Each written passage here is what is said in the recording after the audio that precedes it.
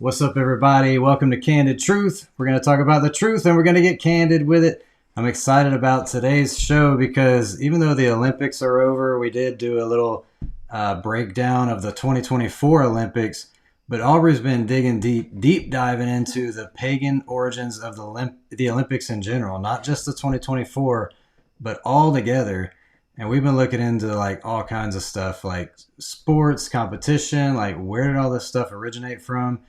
And it's really interesting stuff. I can't wait to get into this. Yeah, it's a lot. So let's just dive right in. All right, cool. Let's pull this up. So what do we have here? Okay, so this would be the actual temple, I guess, sanctuary that they would have at the temple of Zeus, where the Olympic Games originally would take place. And I just love the illustration because it feels like you're there sitting in the stands with everybody. Yeah.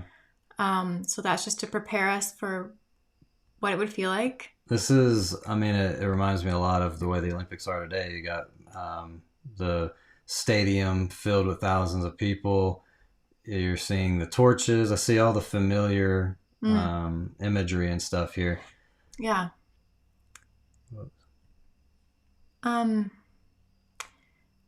So let's begin where it all started. It says the Olympic Games, like almost all Greek games, were an intrinsic part of a religious festival. That is something that a lot of people are missing. I want us to take note of that tonight because it is actually a religious ceremony. That's why they have the opening and closing ceremony as well. That should also be a clue. Yeah, we did talk about that on the 2024 Olympics. You know, they call it opening ceremony, closing ceremony, and I looked up what does that word ceremony mean, and it literally means a religious ritual. That's what these ceremonies are. Yeah. But this is something, it's not just like a conspiracy theory, like, well, it could mean that or could mean this. Like, this is straight from the source, straight from Olympics.com or something, right? Yes. We're going to be reading a lot from their direct website tonight. They actually spell it all out for you. Wow. It's incredible. So it's going to be fun. It also says that they were held in honor of Zeus. So this is also, again, we'll see it right away on this source, but it was held in honor of Zeus at Olympia by the city-state of Elis in the northwestern Peloponnese. I probably butchered that, but it's in Greece, right in the sanctuary of the temple. Then we see it right there from Olympics.com. It worshipped Zeus, Hera, Athena, and Apollo. Wow. Now, we'll get into this a little deeper, but Hera turned into a different goddess as it went through history and time down through different cultures. But it became the Olympic Games. And so let's just go to the first link there. We're going to start reading. All right, bear with us, guys. We're pulling this up. Okay. So I love how this one illustrates some of this as well. Let's go down. All right. Okay. So right from the horse's mouth, it says, as a sacred place used regularly in religious ceremonies as well as playing host to the ancient games, Olympia was at the center of Greek civilization. Renowned expert Paul Christensen gives Olympics.com a unique insight into Olympia and how the site changed as the game grew. At its heart, the ancient Olympic Games was a religious festival held in a religious sanctuary. Whoa. This is straight from Olympics.com. Yeah. And you can see it in the toolbar right there. Exactly. He's a professor of ancient Greek history at Dartmouth College. So that should tell you something as well. Yeah. He goes on to say, it was not just a matter of playing sports. And central to this concept was the site itself. Olympia lay on the northwestern corner of the Peloponnese, currently in the western Greek region. Zeus, king of the Greek gods, was said to have taken up residence in Olympia around 1200 BC when the Eleans, I don't know how to say that, but they The conquered aliens. conquered the surrounding area.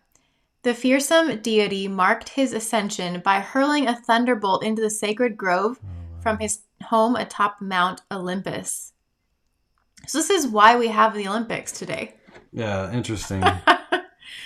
And the city-state of Elis, the administrative center of which was about a day's walk north from Olympia, ran the games throughout the vast majority of its life cycle, with the aliens seizing full control from their local rivals.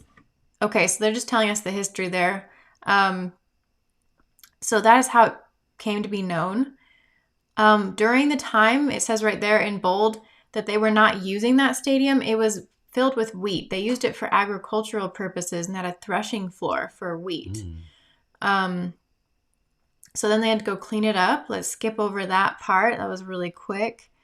Here they even had, not just among in the sanctuary itself, but if we skip to the second sentence there, the sacred olive tree of Zeus from which the victory wreaths were cut. So here you have the wreaths that were given.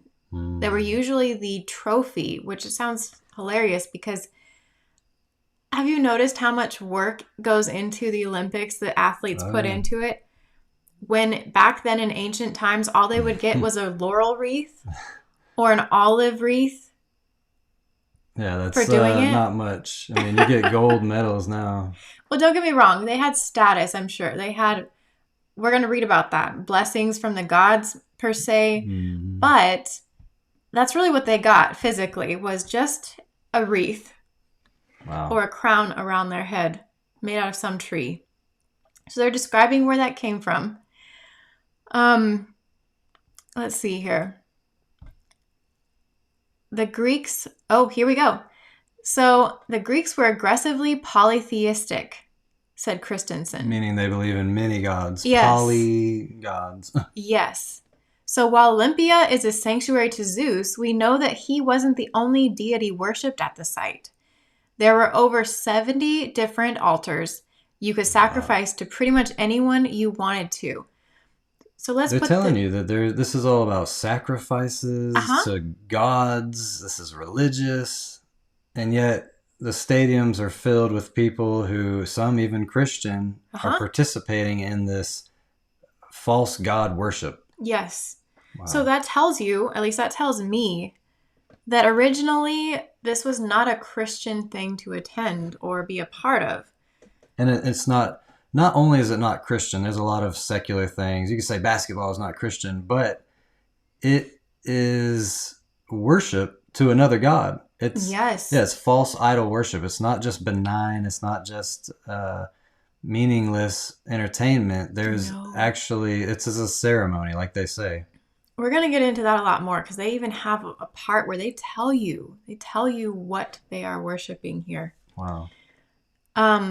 But because they're polytheistic, we know that Zeus was not the only deity worshipped here. 70 different altars, okay?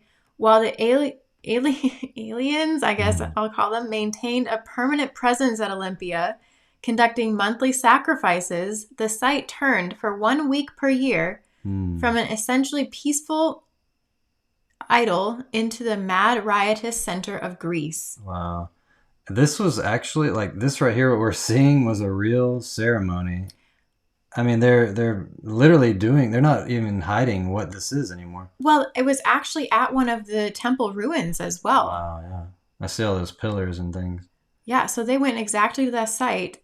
And again, we're going to get so much more into this. It usually does have a lot to do with the sites that they still use. Should we play a little bit of this? No, I wasn't really going to use that, but we can go down. I think there's more. Anyone who wanted to get a big audience from all over the Greek world showed up in Olympia. Painters, artists, orators all went there to put their wares on display. So here you have the merchants of the world. Right. We know there was total chaos for a week because anyone who wanted to raise their profile, this was the place and time to do it. Wow. Raise their profile. So this is like a social status thing. Yes. If you go here, you're seen as being wealthy and civilized or whatever. You're like cultured. I mean, yeah. Yes. And your product, whatever product you are possibly selling, or your artwork, whether you're a singer or a painter or something, would be put on display for millions of people. That's a foot traffic. Yeah. Interesting. So, let's go down a little bit more. I don't know that most of the rest of this was that important. Oh, let's stop there real quick. It says home to practitioners of wrestling, boxing, pankration. I don't know what pankration is, and the long jump. The palestra's main feature was a large square inner courtyard. It was flanked by colonnades and had an extensive bathing system in the adjoining rooms. Okay, so I'm really just discussing the fact that they had wrestling, boxing, long jump. It says javelin and discus throwing. Yeah, nothing's changed. Exactly. I mean, that's the point. People, they think, well, that was back then. It's different now. There's nothing different. They're still doing all the ceremonial torch lighting, the opening ceremony, closing ceremony with all these strange, I don't even know what to call them, theatrics. Yeah, really is. Let's keep going down. I think we're good. All right, we got through that one. So that is literally, just so people know, that's from Olympics.com, and it's /history. They're showing you the history there. Yes. So now there's another site. Yes. So let's jump to this one. This one was from, if I'm right, can you go down a little bit? So here's the first picture here. This was when it was in Rio. I don't know what year that was necessarily, but this was hugely significant because, as you'll find out later, even the way that these women are dressed and what they are symbolizing has so much to tell us. So let's read through this. The flame for South America's first Olympics had been lit at the birthplace of the ancient games in Greece, starting a 15-week journey, culminating in the August 5th opening ceremony in Rio de Janeiro. So that tells us, first, that so let me just tell you a little bit of background where I was coming from when I was researching this. I looked at the symbolism, and you have this flame. Why is the flame so central to a lot of this? Right. I don't understand what a flame has to do with these games. Right. And then you've got the places, the exact places of worship in the ancient world where they're actually doing it again and again. Right. So I went and I looked up the flame part, and I kind of honed in on that for a while because it has a lot to tell us. So when we look further at that, we will find, if we read next on that page, that I'm not going to pop that bubble for everyone. We got to read it first. Okay. That this pilgrimage, if you will, let's call it a pilgrimage because it kind of is, started, can you go up a little bit? Oh, up is the other way. It started what they call today a torch relay. Okay. That begins, in this particular case, 15 weeks before the actual ceremony even occurs. Oh, wow. Okay. Which was very traditional in ancient times. The torch and the flame has significance so much so that it made a pilgrimage of all different kinds of runners and ambassadors with it that would take it from Olympia usually and bring it all around, maybe from Athens or wherever it might come from, wherever it was being held that year. Yeah. And it would travel to its site that many weeks in advance. So there's a flame like perpetually burning all year, or however. This is only like every 4 years, and then they bring it to the Olympics. Yes. And if that rings a bell to anyone, like there is an entire worship that centers around this. There's a goddess. There's many things. We're going to get into this. So yeah, it's kind of strange. Like why this? It's like they're taking this to a whole new degree of sacredness. Yes. I guess, I mean, otherwise you just like, oh yeah, pour some gas in there, light it on fire. But no, it's like this sacred flame. And even more than that, they change it up every year to get people's attention and draw crowds. But they had people not just run, but that they've done that in years past. They had people actually, they manufactured a torch that could actually keep a flame underwater. Oh, wow. And What? I found a picture from other years past where they actually had people swim with it underwater. Wow. For this relay. And they've had people do it in boats like we saw. We've had all these Snoop different Dogg ways. this year. Yep. I didn't watch, but I think he was the one. I mean, I saw him with a torch. Yes. So just that's a little tidbit. Now let's get back to reading. Okay.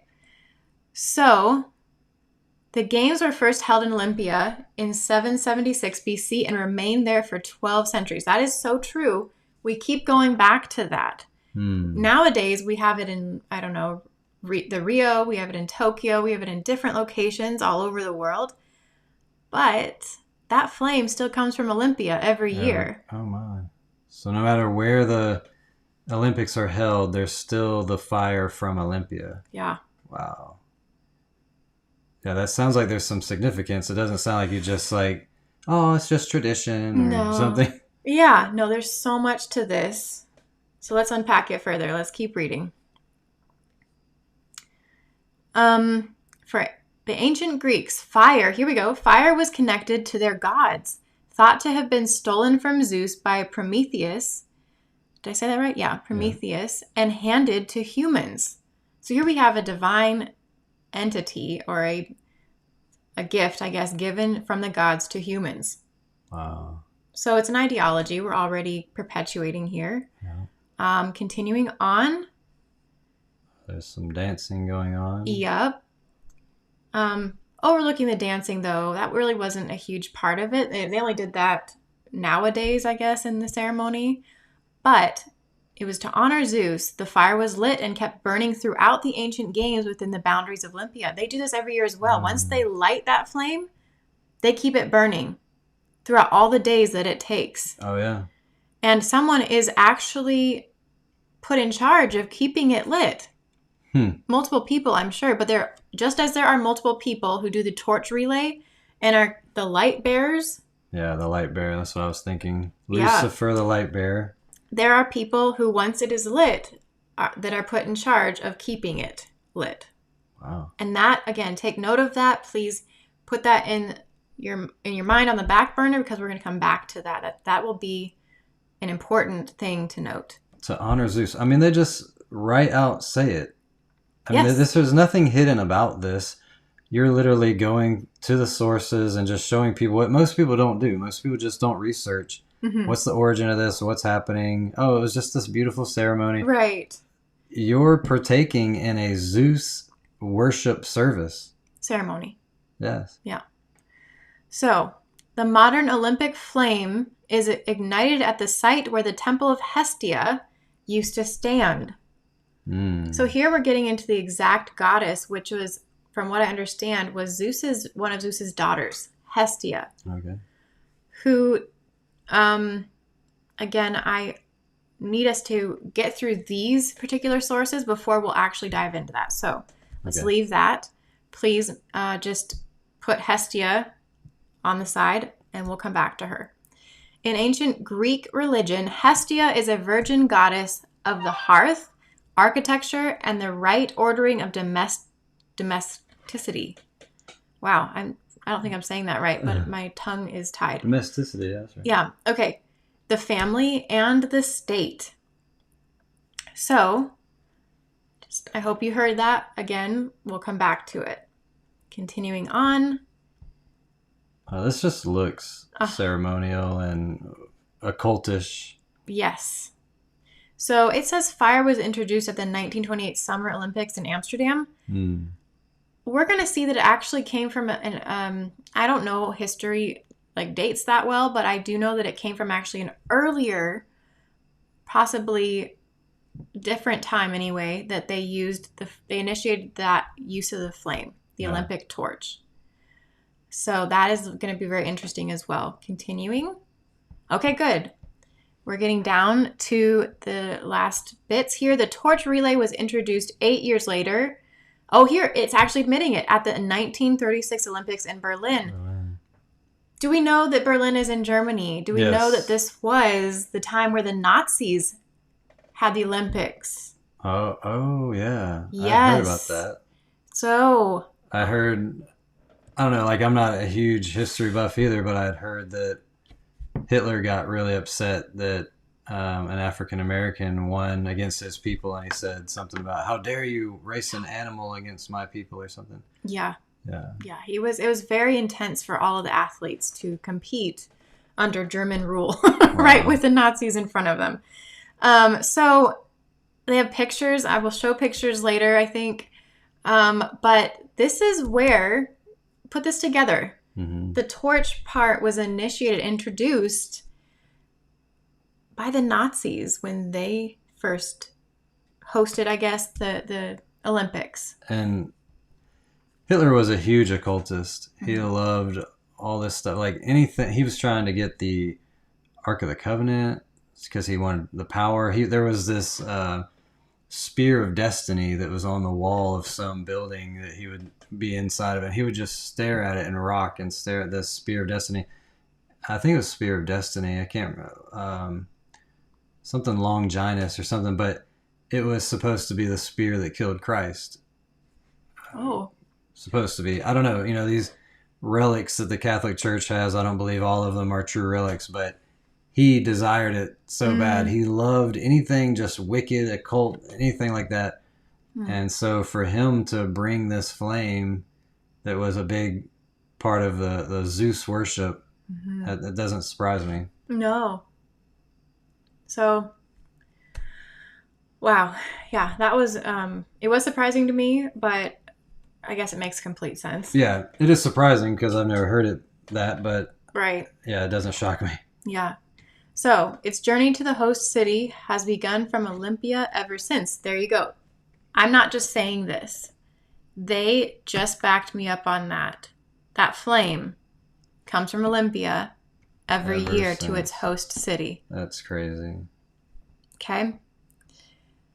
I bet there really was dancing. There's always been dancing and worship, like in the Bible days, whenever there was like, the Israelites, they started dancing around the golden calf and all that. And so here we have this ritualistic dancing for Zeus.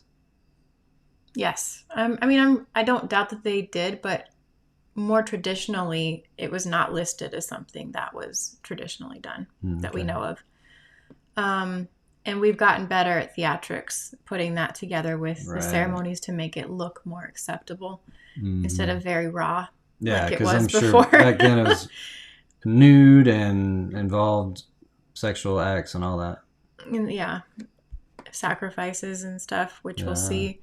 So 11 women representing the Vestal Virgins. Now they're introducing a term which is so ancient now.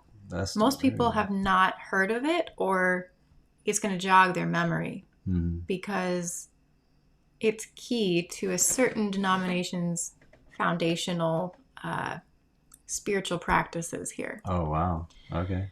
So let's just put that away again, too. I'm sorry it has so many nuggets that we have to hold on to, but please just stay till bear the with end. me. You don't want to miss any of it. Yes. So, representing the Vestal Virgins, perform a celebration at the temple of Hera. So, Hera and Hestia actually kind of are the same goddess. They just changed names in different cultures and different time periods. Which, that happens a lot with Greek and Roman and all that. It's like these same gods are repackaged for Greek and Rome, and then now we have superheroes and everything. So Satan just loves to repackage false gods to fit the culture. Mm-hmm.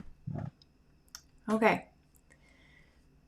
So the Vestal Virgins were priestesses. I'm so glad they're starting to address some of this because that makes my job easier. The Vestal Virgins were priestesses of Vesta, goddess of the hearth. Again, so does that sound like Hera? Hera? And Hestia? Yes. It's basically a copycat, like I said, that changed from one culture to the next. So goddess of the hearth, and cultivated a sacred fire that was not allowed to go out. They took a vow of chastity. Please make note of that as well. Vow of chastity. That's definitely ringing some bells now. Yes. To devote themselves to state rituals that were off limits to male priests. Priests. Okay. Very good. Let's see what else they have to say. The Vestals were a powerful and influential force in the Roman state.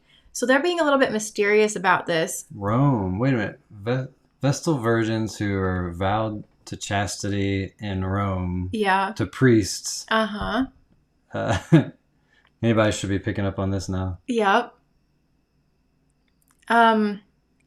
The idea, it says, for the torch relay was devised by Carl Diem, who was Secretary General of the Organizing Committee of the Berlin Olympic Games. What they're not telling you here, and that's a very polite way of saying that one of the strategists under Hitler, one of his soldiers of the Nazi party, came up with this idea. Of the torch thing. Yeah. Right. And they're just packaging it so civilly. Yeah. That we don't even realize. That's how they do it. That's how all these holidays and everything really are, you know? It's like, it's fun. It's a tree with decorations, and it's carols and presents. Yeah. Yeah. So, okay. The German armaments company produced the first torch in wood and metal inspired by an olive leaf. So here you have commemorating trees, tree worship kind of thing coming in, olive leaf, olive branch. Like we had said before, if you came in a little late, they even had a sacred olive tree, what do you call it? Grove. There we go, grove. That circled the sanctuary of Zeus that was used to create these laurel, well, not laurel, I guess then, but wreaths that they would give out as prizes. Yeah. For for their athleticism and their great work. Yeah. And so anyway, they're just worshiping an olive tree and leaf and everything. They're just I mean that wreath might not be a big deal to us, but if you worshipped the tree, then that's a huge deal. Okay. The Olympic flame is lit by a concave mirror that concentrates the sun's rays. So don't get me wrong. Of course, scientifically, that is how it works. I get it. But the sun is coming into play here. Right. Like the power of the sun. Exactly. Why don't they just use a lighter? Right. Yeah. Yeah. Which, again, would point us back to the fact that sun worship. Yeah. Sun worship. If you guys didn't see the live stream we did yesterday with Founded Earth Brothers, you should check that out because we did go deep. It was really, we were looking through sites that we saw when we accidentally ended up in Washington, D.C., but everything in America and all around the world points to sun worship. Yeah. Even these Olympic ceremonies. Yeah. And here's, wow, I'll just read it. In the past, a high priestess of the Temple of Hera would light the flames using a scaphia, the ancestor of a parabolic mirror. So here they are. They're trying to harness, like we said, the sun's rays to light a fire, which I'm sorry to say this, but I have to say it now.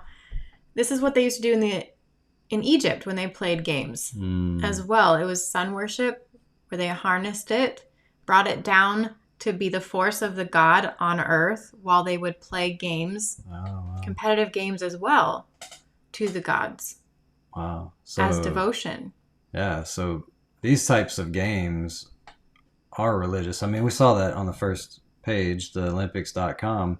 Yeah. That this was all part of a religious ritual. But you're just going to keep seeing it more and more. I mean, we've already heard it from the horse's mouth. So now we're just going to be building the case. Yeah. So, of course, they had an actress do this. She was performing the part of high priestess.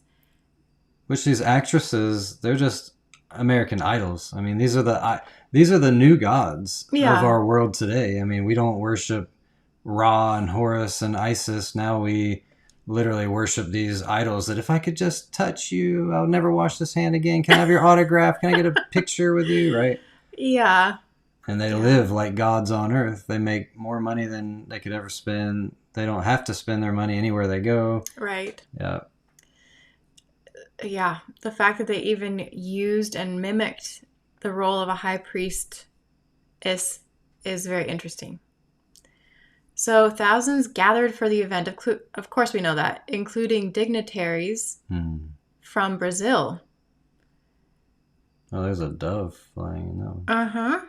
They even say a white dove was freed into the air, symbolizing peace. Nice. So this brings us into the idea, which, again, we'll get into, that further states that this was used. Oh, man, I think I'm getting ahead of myself. But this whole thing was about peace and unity. Yeah, That's all I'm going to say. Like a coexist movement, kind of. For right now, yes. Yeah. Okay.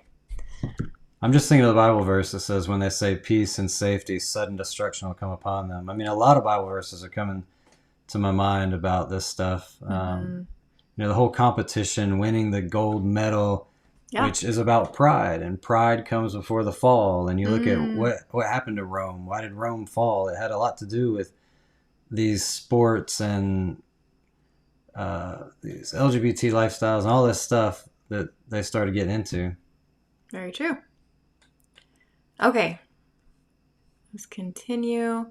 Rio's torch was said to unite movement, innovation, and the warmth of the Brazilian people. So here you go. They're having their own take on it and just putting it out there, like right in your face. Yeah. So this is what it's supposed to symbolize in that particular year. It will tour. Okay, here they're emphasizing the travel of the flame again. It will tour around Greece for 1 week before being handed over to the organizers of the Rio Games for the official start of the torch relay. Man. So it is nurtured. It is taken care of like a baby. Yeah. It is or like a god. Exactly. It's a flame. Yeah. Of all things. But it says that Greek world why can't I read? Gymnastics champion. I'm not going to try to pronounce that. Received the flame as the first torchbearer for the Rio Games. Torchbearer. Yeah. That's not really significant, but here, I want to emphasize this because we need to realize this. Just like in ancient times again, I will just say it over again. It traveled through all these different cities to get there. Yeah. This flame came from Olympia, made its way with light bearers all along the way, passing it along, and then you are responsible for its remaining lit the whole time. Yeah. Day and night. Torch keepers or whatever. Yeah. And then it's actually telling you how many cities it had to make its way through. This is also traditional. And it was almost worshipped as it went through cities. Wow. Yeah, it's an offering to the gods. You can't let it go out. Yeah. So they're going to tell you why, though. The Olympic flame will visit 83 cities in South America, including the 26 state capitals. The relay will reach an estimated 90% of Brazil's population and will cover that many kilometers of the country by road and that many kilometers by air over the North and Midwest. Approximately 12,000 torchbearers will carry the torch for roughly 200 meters each. So here, it's like a job. Yeah. Did we even know? People don't speak about this. Like, why? Why is the fire so important? Have you asked yourself that? No. Why would they hire that many people? Yeah, that is a big task. And we just think like, ooh, it's the fun little tradition before the Olympics starts. And they televise it and everything. You had a great point. Why not just show up and pull out a lighter and be like, all right, fire? Yeah. Why do they put so much effort into this? Yeah, it has to be lit by the sun in Olympia, travel around however far it goes. Yep. To get to the location. Yes. Okay. So very good. We've gotten to the end of that one. We can continue on to the next one. I hope you're finding this interesting, though. This should all be little nuggets that we're going to put together here. So, the Olympic flame begins its journey today. Yes. So here they even record its journey. And wow. Again, it's in the temple of Hera in ancient Olympia, and the flame will be lit in accordance with the ancient ritual, using the sun's rays captured with the aid of a concave mirror. Wow. The president of the Greek Republic will be present. And they're talking, this is the same, by the way. This is the same year that we pulled the pictures from. But everyone is there that should be. Like, everyone important. Everyone is there to be there. Right. And I brought this one up because if you scroll down for me real quick, let me just... Yes. I just wanted to emphasize again, it made its way through 5 continents, across 5 continents. And we'll leave again. Wow. It will leave again. Oh, I lost my way. Yeah, it'll leave again on the 4th of June for Sydney. Okay, where it'll make its way further and further across. Then they'll run the flame. And Australia will be the first stage of a long journey that it has. This is incredible. Yeah, this is this is a lot. Yeah. But it's a recap, really, of what we were talking about. Let's just continue to see if they give us anything else. No, that's fine. I just love it that they emphasized what I was saying. And yes, this one is amazing. Yeah, this is so in your face. So here we're going to dive straight into their wonderfully... This is Reuters. This is not a Christian website or anything. They're just showing you the history. Yes. And so, that's a great point, actually, because I might be wrong, but is Reuters a Catholic institution? I'm not sure about that. I think they're just a news source. I'm not sure. All right. We'll just skip that. Let's just see what they have to say. They just really, point by point, do a good job here. And bear with me because I know we're going to go point by point, but it is so golden for us to understand all this. Yeah.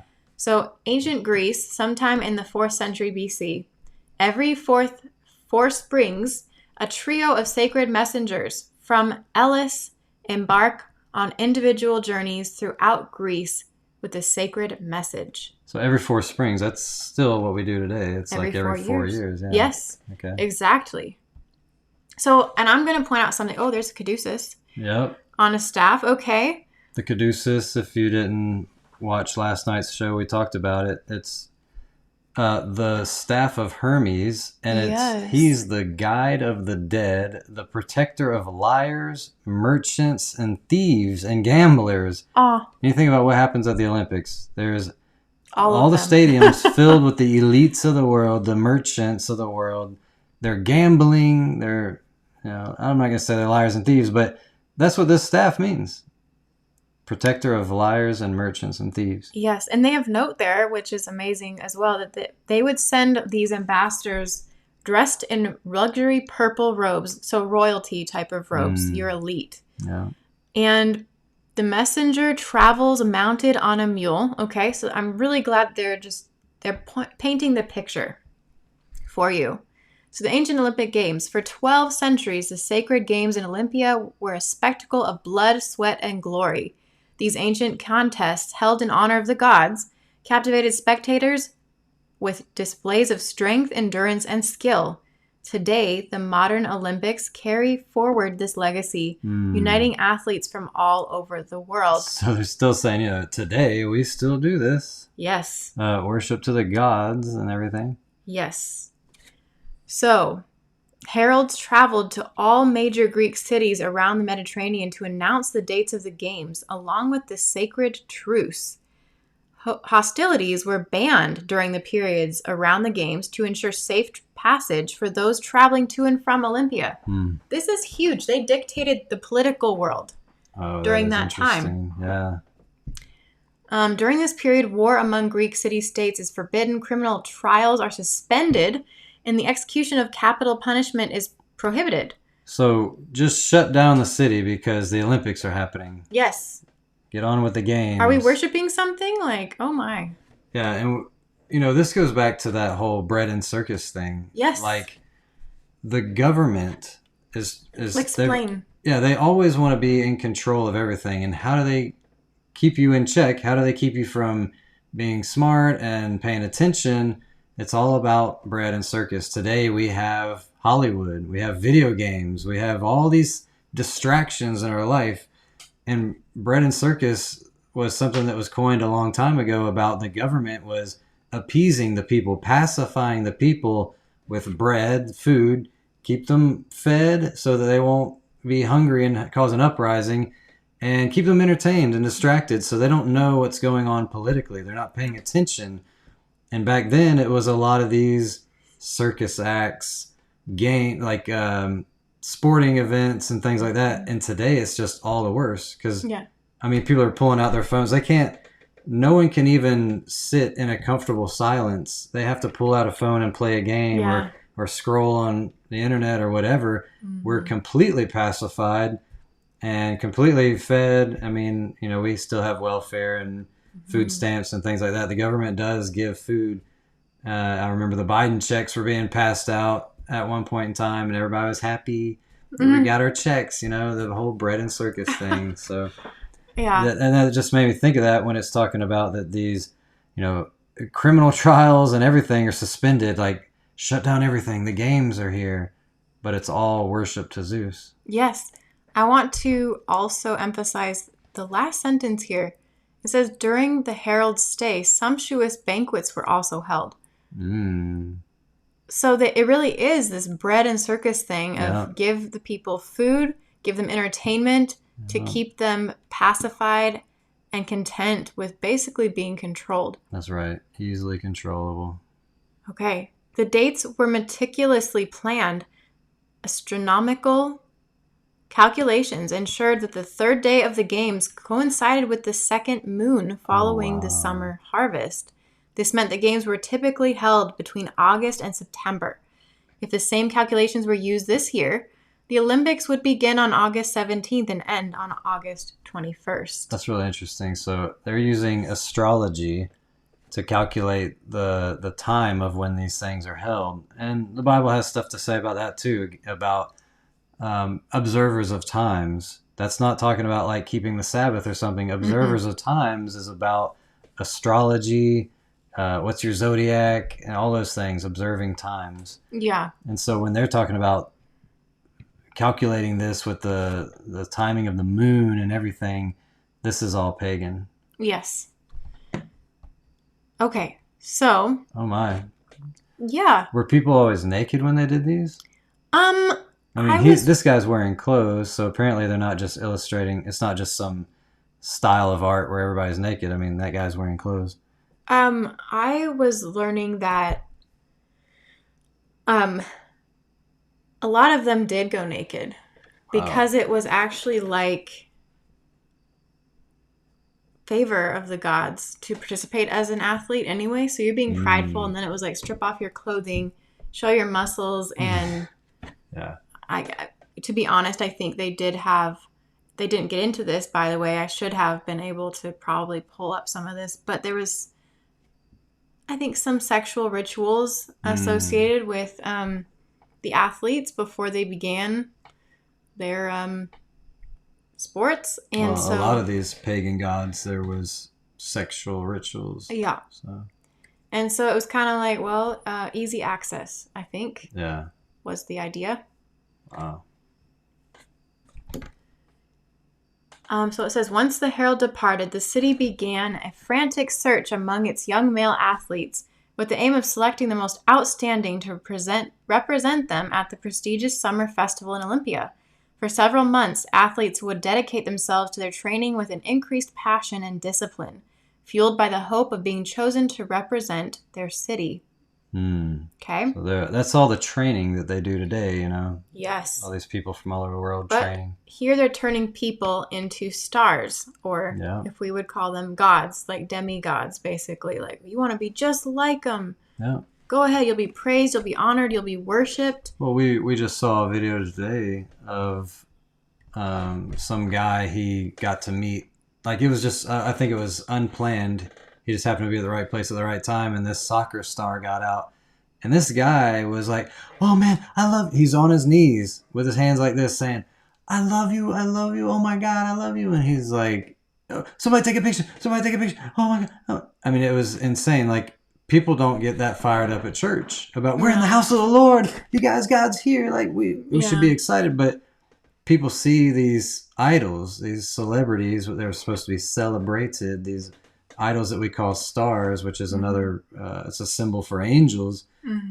All these words are right in our face that these are the gods of the world, the gods among us, of this culture. And like you said,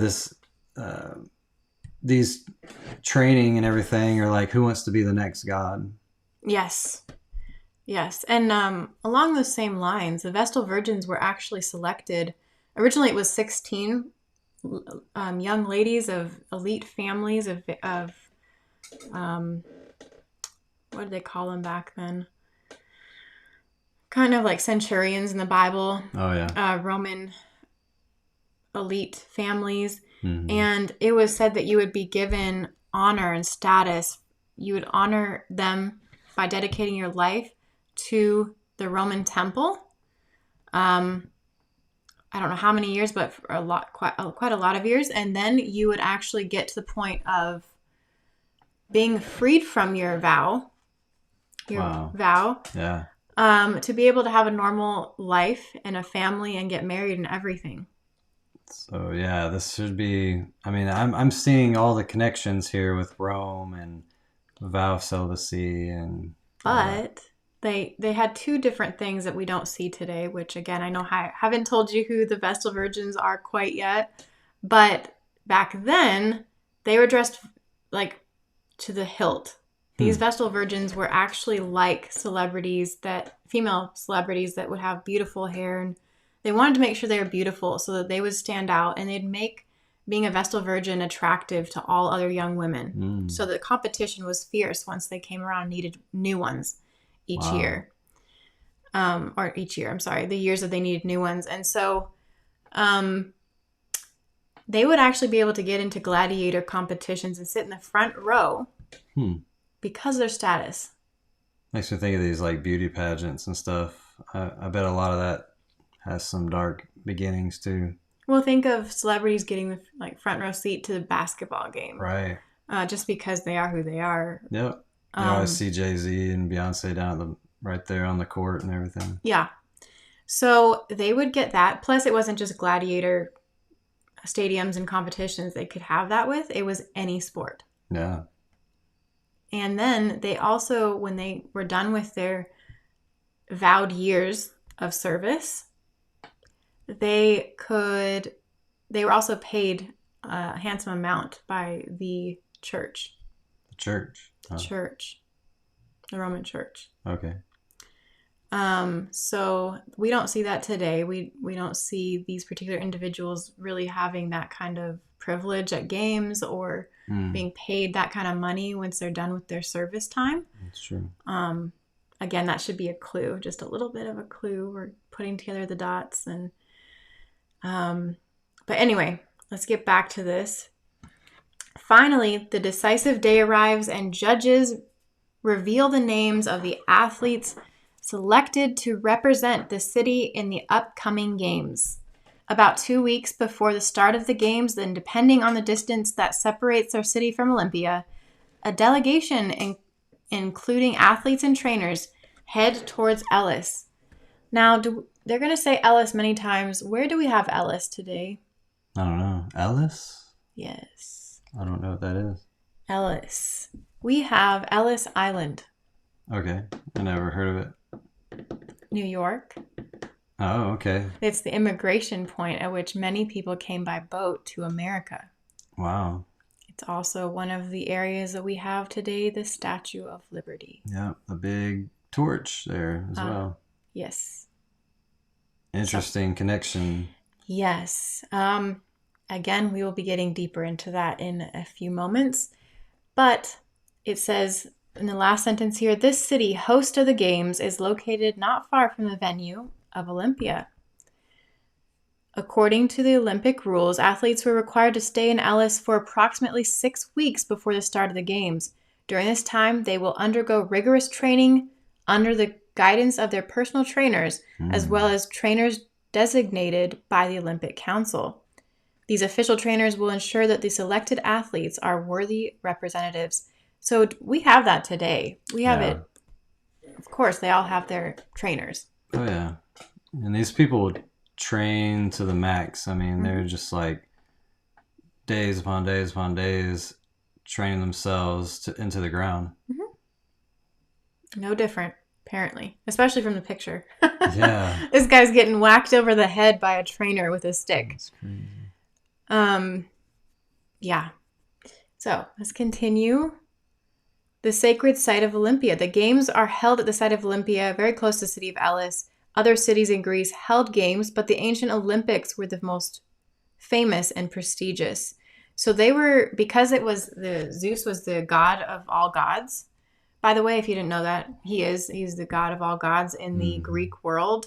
That's why Olympia, which was his palace or his sanctuary and temple, was chosen as the site among all other gods and all other temples. So, that's why that.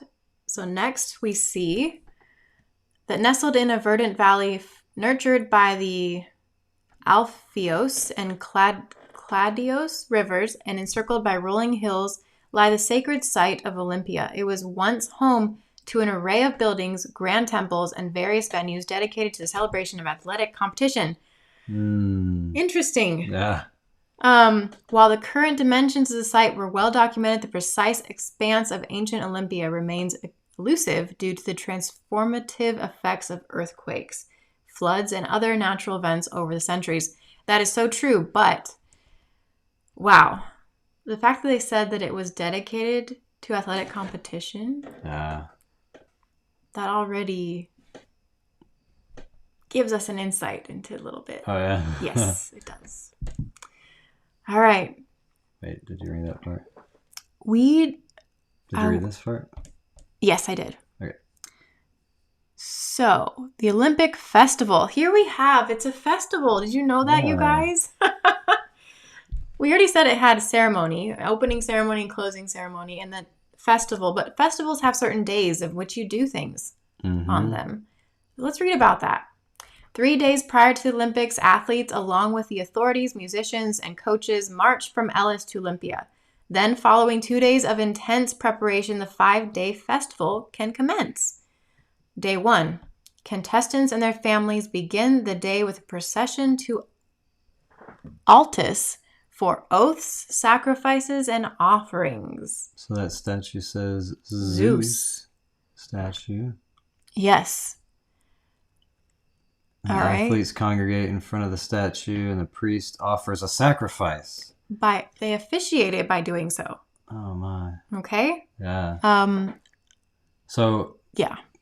You know, we can only speculate, but who's to say that this isn't happening today? Yeah. That there isn't a sacrifice happening before the Olympics. It'd be interesting to see if there's like prominent people that just happen to die before these Olympic Games. Yeah. Because Okay. we know there's definitely sacrifices going on in the industry and all that. Well, yes. And none of the worship of other gods is exempt really from sacrifices of any kind. Yeah. They're always included. So to finish that off, it says participants affirm their Greek heritage and adherence to the Olympic rules before proceeding to the council chamber for animal sacrifices and loyalty oaths to Zeus. I want to go ahead and emphasize here their Greek heritage. Okay. Now, it says that in a different source, that I'm bringing up, that it united all of the Greek gods and all of the Greek festivals and Greek people. But they didn't care if any other cultures or gods were actually included. So why would we be centering things around Greek religion?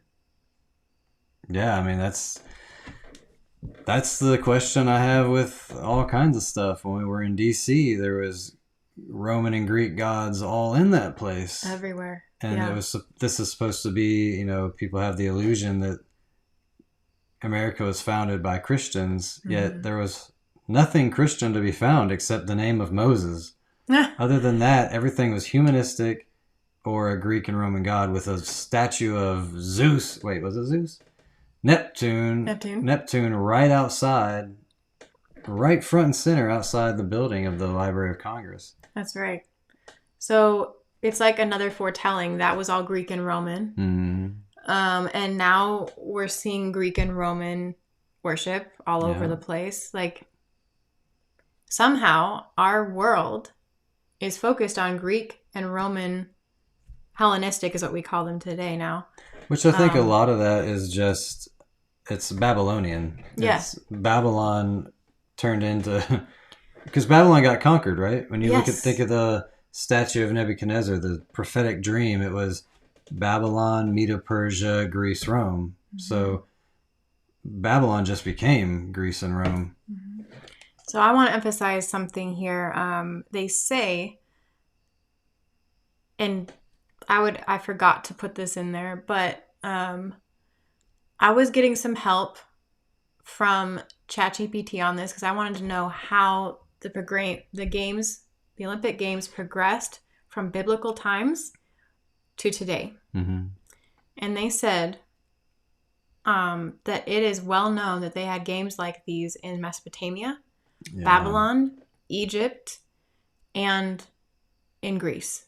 Yeah. So those are the foundations we're looking at here, none of which we're supposed to be participating in as a Christian, right? Or really those were being a part of names that the Bible would consider like the most wicked people. Like, yes, don't be like the Egyptians, don't be like the Babylonians, the Nicolaitans and all these things. There were certain people that the Bible used as like, don't be like these people, be like the Israelites. Sometimes. Right. When they were doing the right thing. And really, when I was looking at this on ChatGPT, I also asked them what kind of sports that they played.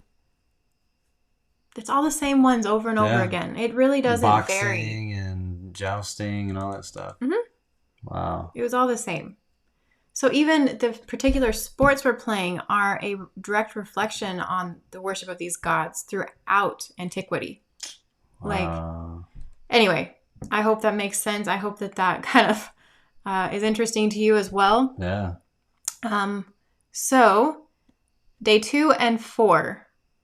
Only during the 2nd and 4th day were the sporting competitions held, with the equestrian races being the first event of the Olympic festival. So it was chariot races. We don't have those today. I don't really watch the Olympics, so I wonder... they may have something similar. Something equestrian. Okay. So in those days, it was the Hippodrome was the largest monument at the Olympia site, but there are no remains. Okay.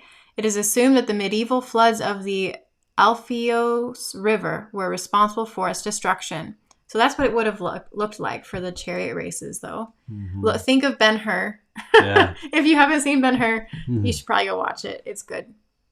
Also, the aphesis, an interesting start system for the chariots in the race, was apparently designed to prevent the chariots from colliding with each other right after starting and to allow a rolling start as they enter the racetrack at the same time, providing all these things. Yeah. This is more kind of just the rules of the game, right? Yeah. So that's pretty cool, at least that they have pictures. Let's continue. Okay, foot races. This is how it was set up. We don't need to look at that. Yeah, they're just talking about the markings and everything. There you go, though. They're emphasizing all runners compete naked. Yes. Oh, my. Okay. When athletes made a false start, they were physically punished by the judge. Oh, they were physically punished. This punishment was also applied to other competitions for any irregularity committed by the participants. The athletes competed completely naked. I think that's incredibly amazing that they're actually admitting that. Yeah. I want to know why, though. Right. I wish I knew a little bit more about that, but I'm sure it's part of the religious aspect of it. Oh, I'm sure. I just wish they'd fleshed that out some. Anyway, it was up to the judges to award the prize to the winner based on a series of well-executed movements. We already know that. Yeah. We know that today. So, final competition of the fourth day was another foot race. This time, the runners wore armor, including the helmet, shield, and bronze greaves, a considerable weight. Okay. So is any of this important? These are just, look, you can tell that these are the same sports, though. Long jump, foot race, javelin. The javelin. These are not sports that we just do in high school. I mean, these aren't common sports, right? Mm-hmm. It's only something you see at the Olympics. Right. It's not like you ask people like, oh, what kind of sports do you like to play? Oh, I like to play javelin every once in a while. Yeah. Or what? Yeah, long jump. I mean, these are not normal sports. Or the disc throwing. So these are very specific sports, and we see that they are still continuing today at the Olympics, and it's for a reason. Wow. Just one thing they were saying, just in case anyone's wondering, I thought it was strange that they mentioned there were musicians that played while the discus was being thrown. And we have all kinds of musicians that always go, like Beyonce or whoever is the big act at the time. Yeah. Yeah. Okay. Wrestling. More wrestling. Naked wrestling. Oh, okay. That would. Yeah. That's boxing. Naked also. Oh, pancration. What is this? Just for fun of it.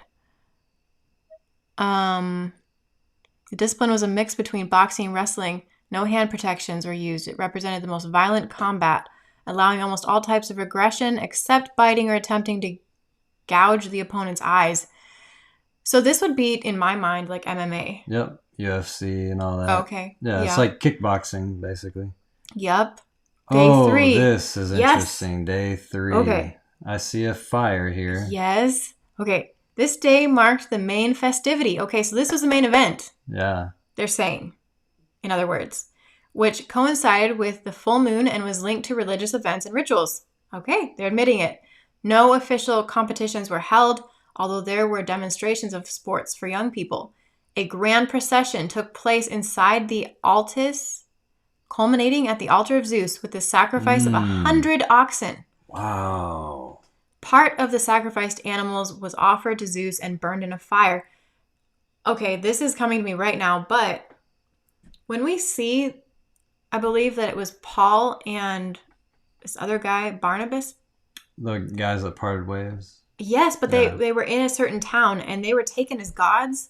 They were mistaken, I should say, as gods. And they wanted to actually sacrifice oxen to them. Mm-hmm. That's what it reminds me of. Yeah.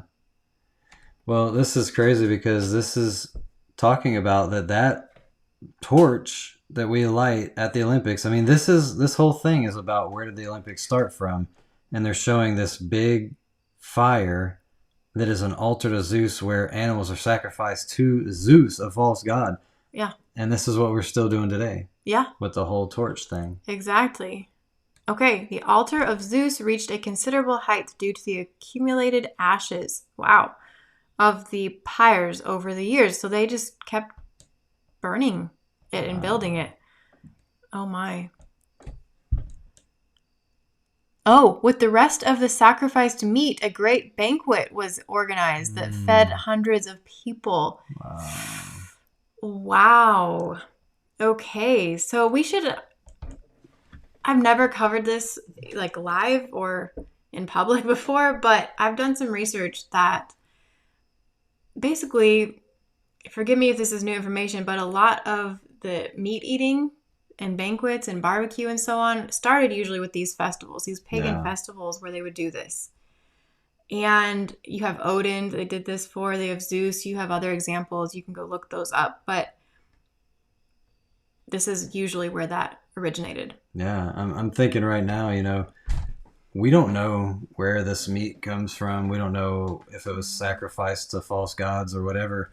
But you go to these events, and what do they always have? Hamburgers, hot dogs. Yeah. And we have no idea what we're consuming when we're there. That's why I'm a vegetarian. We're vegetarian, and we're trying to take care of the holy temple that God gave us. We want to be as healthy and live as long as possible so that we can keep doing God's work. And, God originally created herbs of the field for us to eat. Mm-hmm. And we don't have to worry about eating those animals that were sacrificed to false gods. Yeah.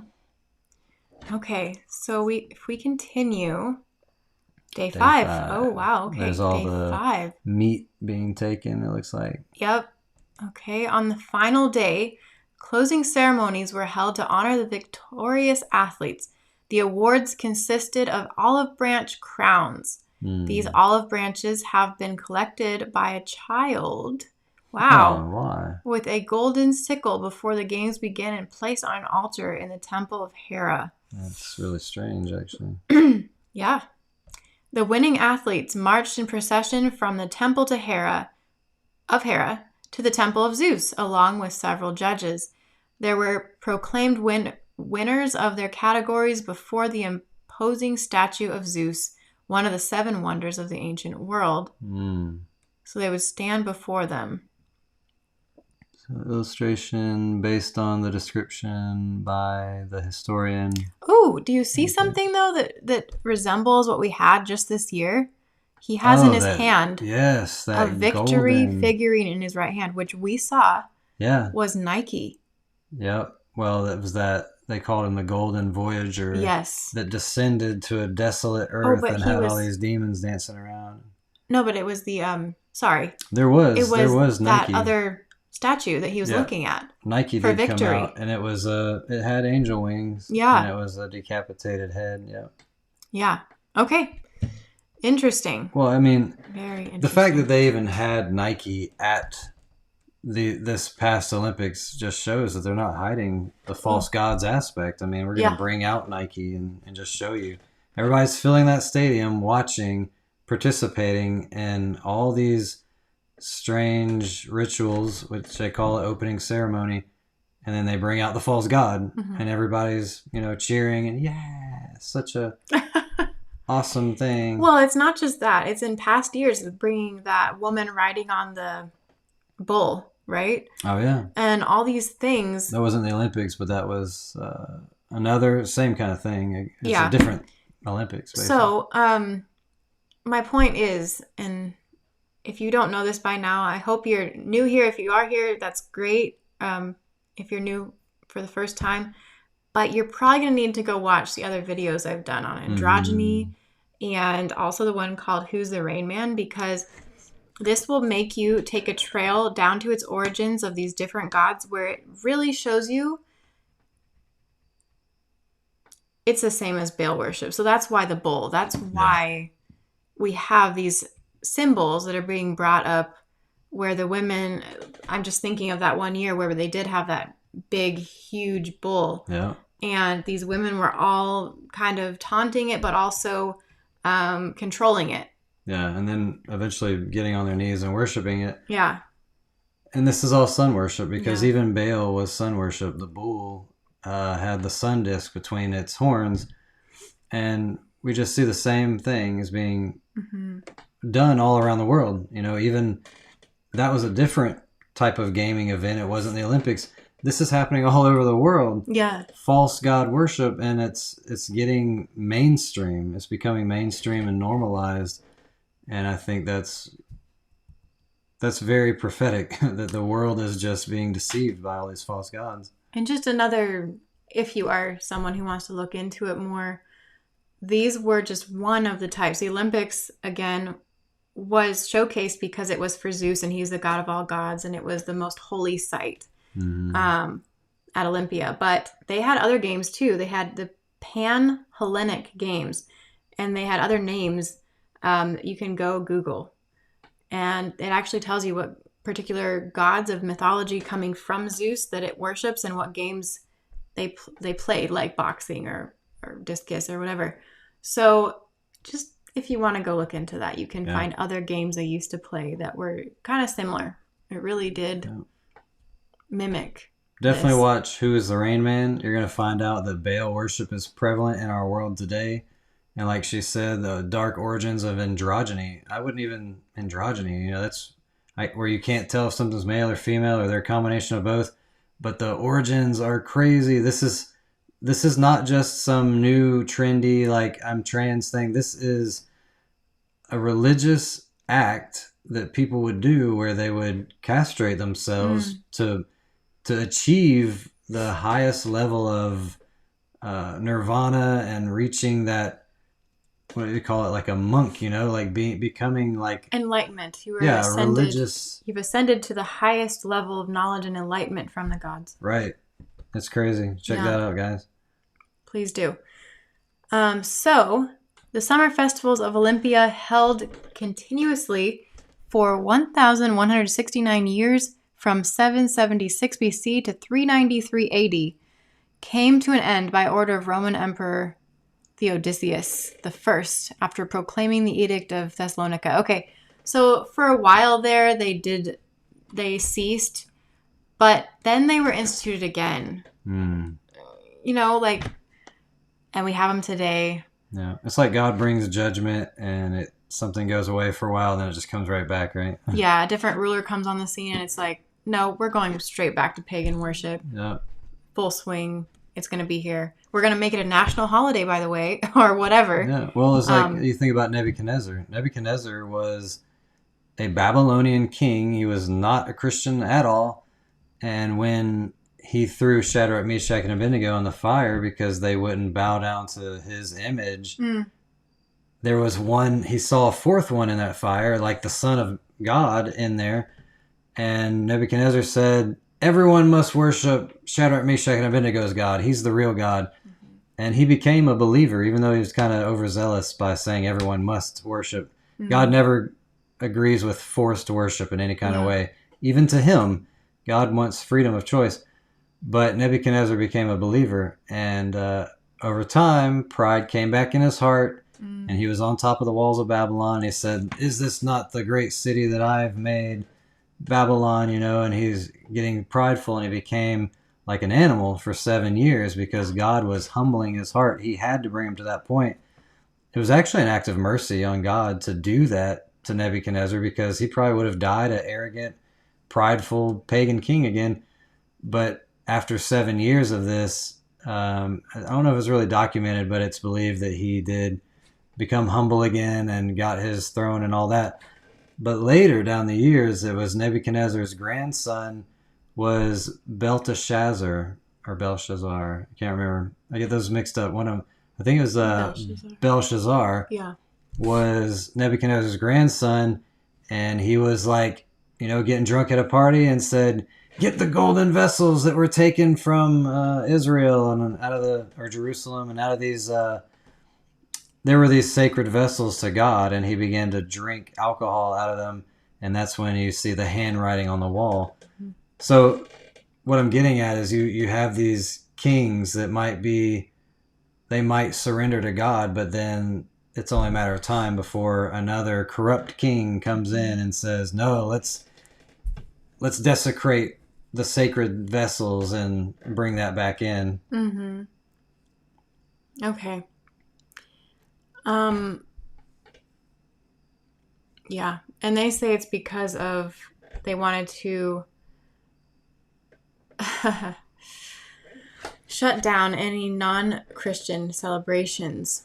Now, I don't know, of course, the guy who did this, the Roman emperor that did this, but when we usually have Christian, when it comes on the scene, it is rebirthed from a Greek and Roman standpoint from history as referring to what we have today as, like I said, national holidays, national games, or international at this point. Yeah. Even churches that are Roman paganism veiled in Christianity. Which are referring to when it says Christian usually, or the church, it is the Roman Catholic Church Right. that is running the show. Mother church. Yeah.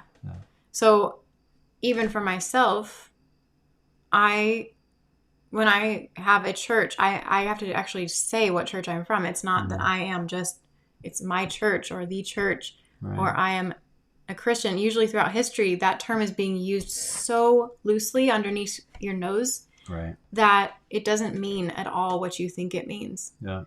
And so I have to say that every time it comes up, like it's not your it's church. a quote unquote Christian, baptized Roman Catholic Christianity that brought in all these games. It brought in all these holidays into our life and our culture.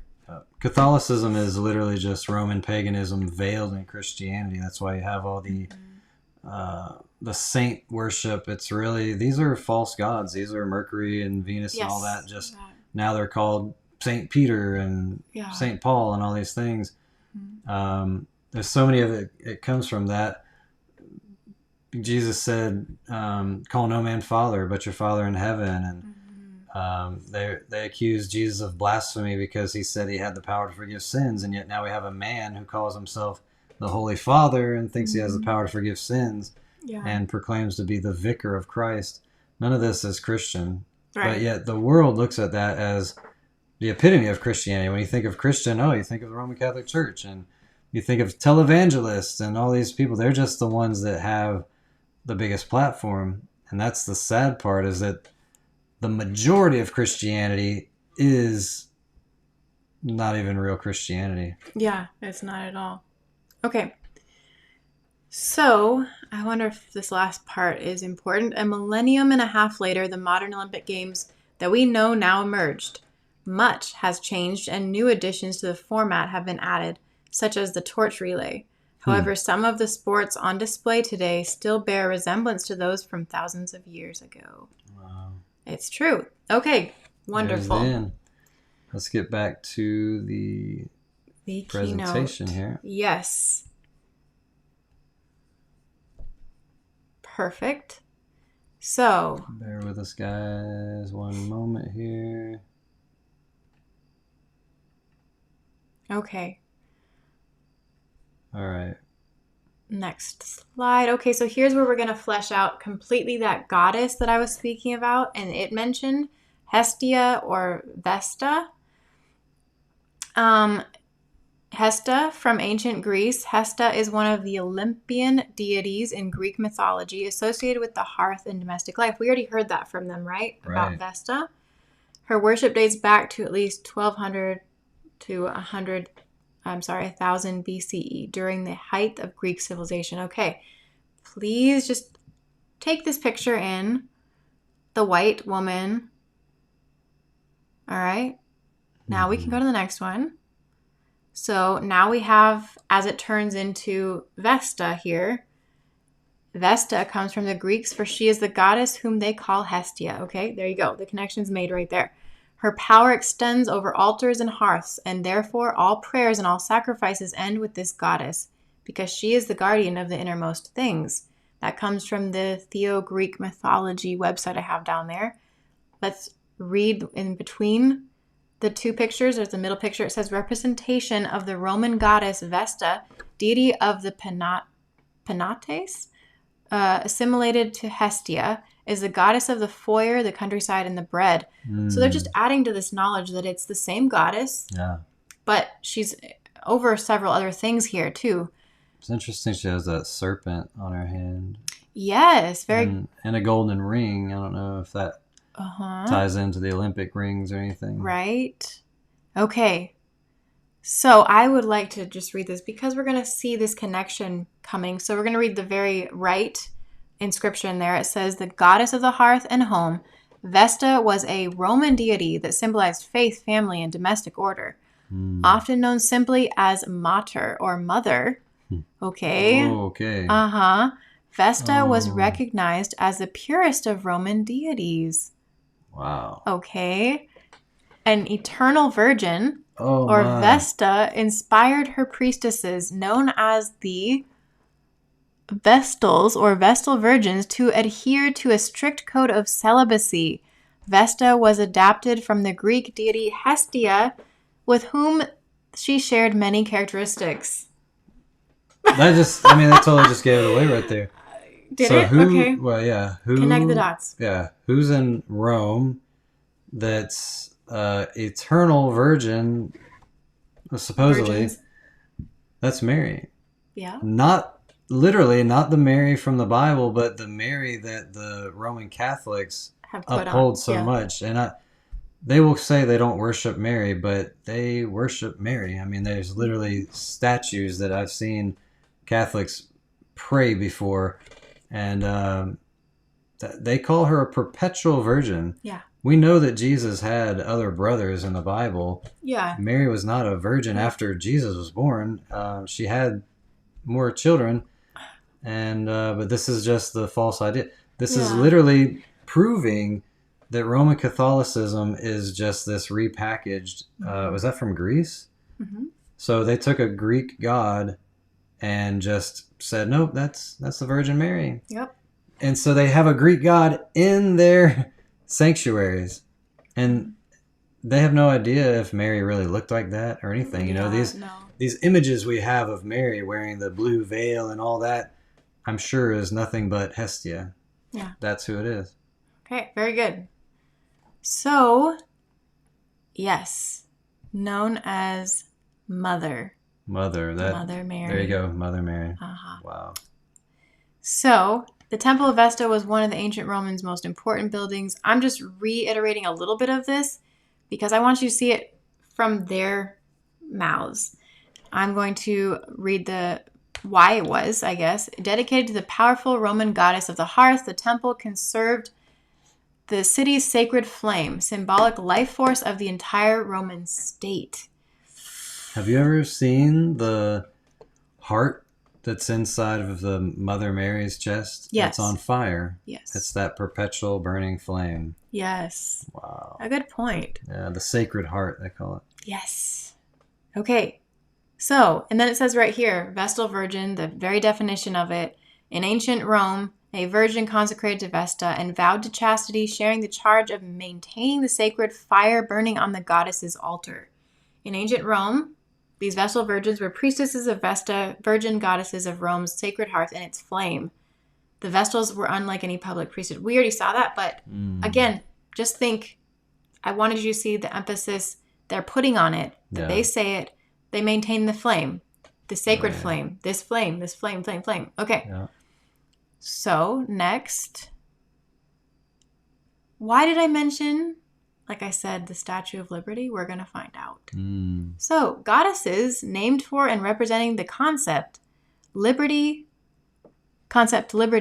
have existed in many cultures, including classical examples dating from the Roman Empire and some national symbols such as the British Britannia or the Irish Kathleen. I'm not going to read all that. The ancient Roman goddess Libertas. Okay, so now they're giving us some backstory here. Right. The Roman goddess, an embodiment of liberty, was honored during the Second Punic War. Okay. So we have Libertas. So then we have a statue in her honor was also raised by Claudius on the site of Marcus Tullius. Okay, so we can skip that other part. The figure, I actually do have to read this part. The figure also resembles Sol Invictus, the Roman god of sun. Yep. We're going to get to that as well. Among the Romans, the cap of felt was the emblem of liberty. So that's the Phrygian cap here. Yeah. That we recently saw because, like we said, it was in the episode we did with the Founded Earth Brothers just yesterday. Yep, you can check that out. Go to Founded Earth Brothers page, click the live tab, and you'll see we went on there yesterday showing all the things we saw in Washington, D.C. And that Phrygian cap, yep, Phrygian. That's what it's called, that Phrygian cap is everywhere. It's the little Smurf hat, the hat that the Smurfs wear. You saw it everywhere. It was engraved in the walls everywhere. Yeah. And it has meaning. It's also on the army seal. You'll see a gun standing with a little bayonet thing, and the hat is on top of it.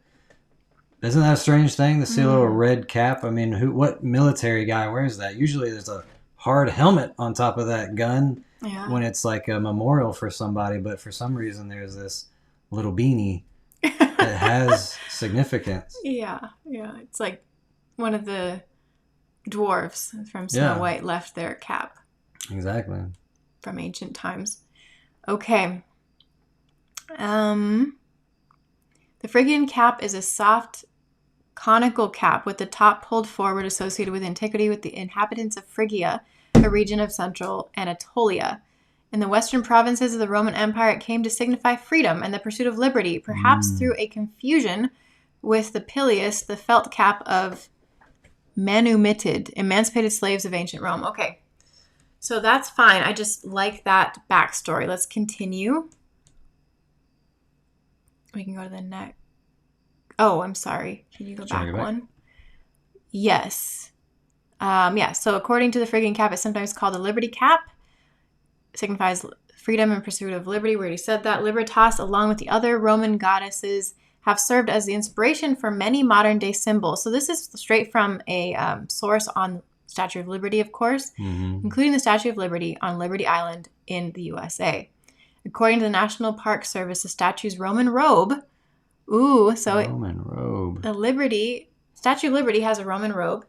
It is the main feature that invokes libertas, and the symbol of liberty from the statue derives its name. The fictional characters Columbia, I don't know these people, but I don't think that's really important.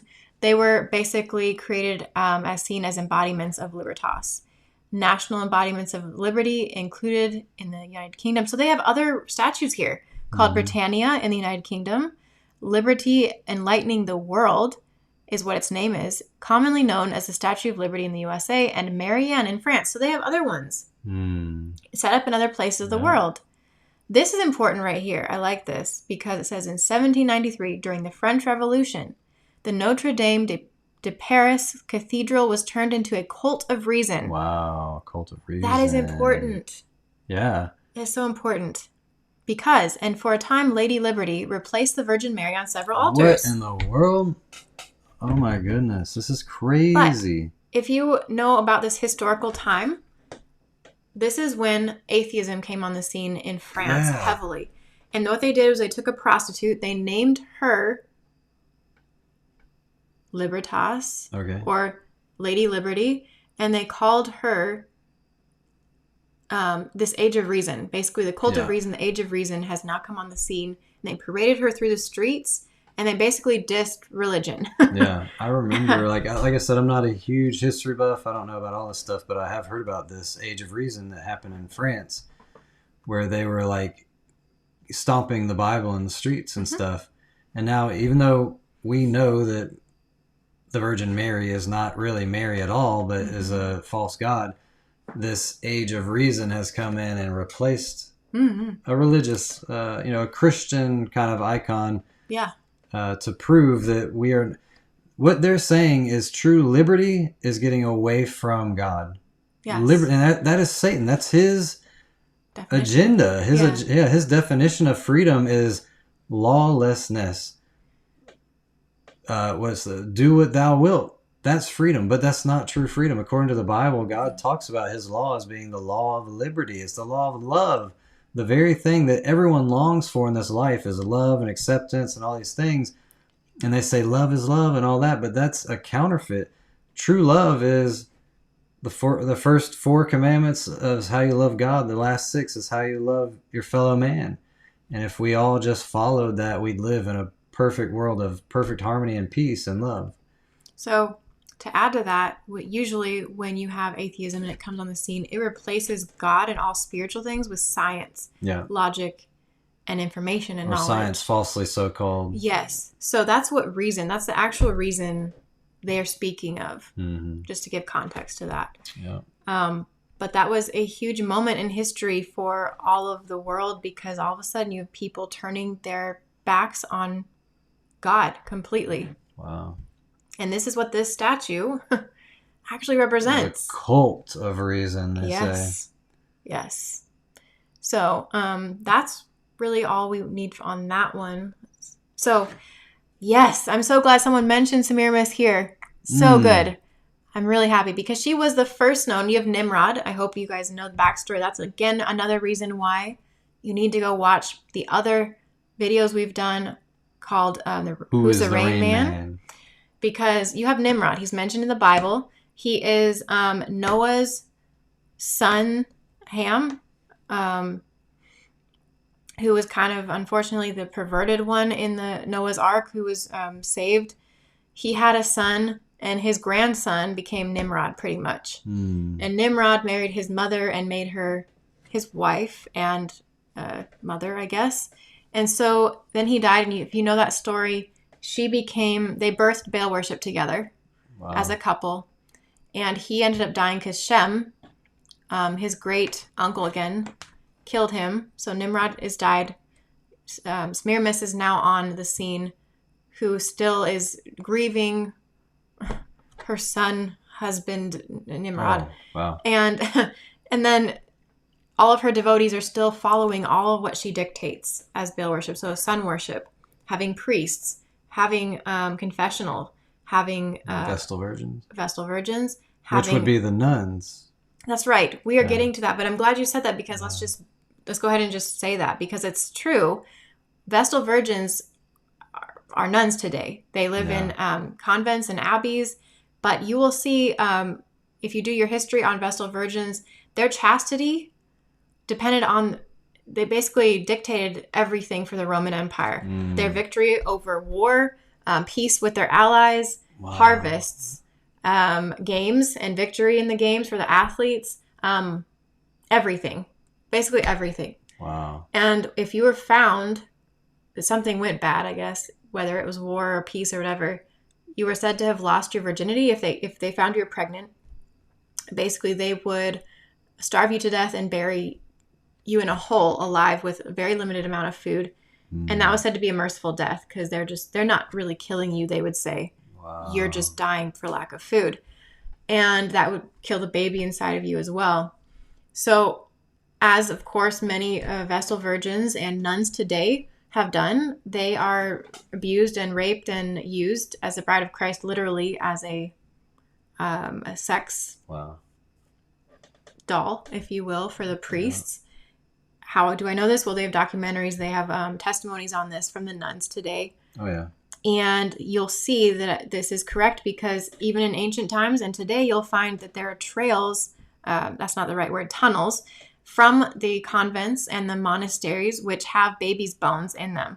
Because people don't want to lose their life when they've been found to be abused, be molested, and then conceive, and then be, I guess, having the punishment of that. Yeah. That they were going to lose their life because they're said to have not been a faithful bride of Christ. Yeah. So, anyway, we've seen that today. We see that in antiquity as well. All these tunnels and graves of cemeteries of babies' bones all along the way. Wow. And a tunnel leading from one place to another. So, there you go. That's the Vestal virgins. That flame, by the way, is right here. We're going to be getting to that. So it was first seen in Semiramis being a god. You can see on her head are those crown, the rays of the sun on her crown. And there's 7 of them, just like the Lady Liberty. That's right. And Lady Liberty has the flame. And on the Baphomet, here, the statue of the goat in the middle, you have not really you have the pentagram as, I guess, if you want to say the crown of the rays of the sun, but you have the flame in the middle of his horns. Yeah. And that is important. We're going to be focusing in on that a little bit in just a bit, but these are where your mind can go. This is the trail, I guess, that I'm showing you that my brain took to get to where we're at. We can go to the next slide. And that caduceus phallus in the middle there is, exactly what we see here as well on Semiramis. Mm-hmm. The 2 serpents wrapping around each other, the caduceus logo there. Yes. Okay, so here we have, in ancient times, we have the very image which the Statue of Liberty took of the sun god Helios. This is in Vienna at the museum, Natural History Museum, it looks like. But you have all the elements again. You have the sun rays on the crown. You have even the color of the skin being, what is that color again? The green there? The green, yeah. Copper. Right. That's a oxidized metal there. Oh, well, that's not important really, but But the robe and the arm too. exactly. You have what appears to be chains on the feet. We'll look at that in a minute. We have the flame, the torch in the hand. And this is Helios, okay? It's the sun god. Then we have from StatueOfLibertyTour.com their definition of why the torch and crown is there. It says her torch was added to represent progress, giving the statue a more peaceful appearance rather than invoking violence. Around her head, the crown's 7 rays form a halo representing the sun. Wow. There it is, the sun worship again. There you go. And liberty enlightening the world. So this goes back to exactly what they said with the cult of reason and this progress. Enlightenment. Yes, bringing enlightenment to the world. With sun worship. Exactly. So here we go. We can continue there. Then it became this thing in the ancient world. I believe it was in Greece. We had another statue resembling very similar things called the Colossus of Rhodes.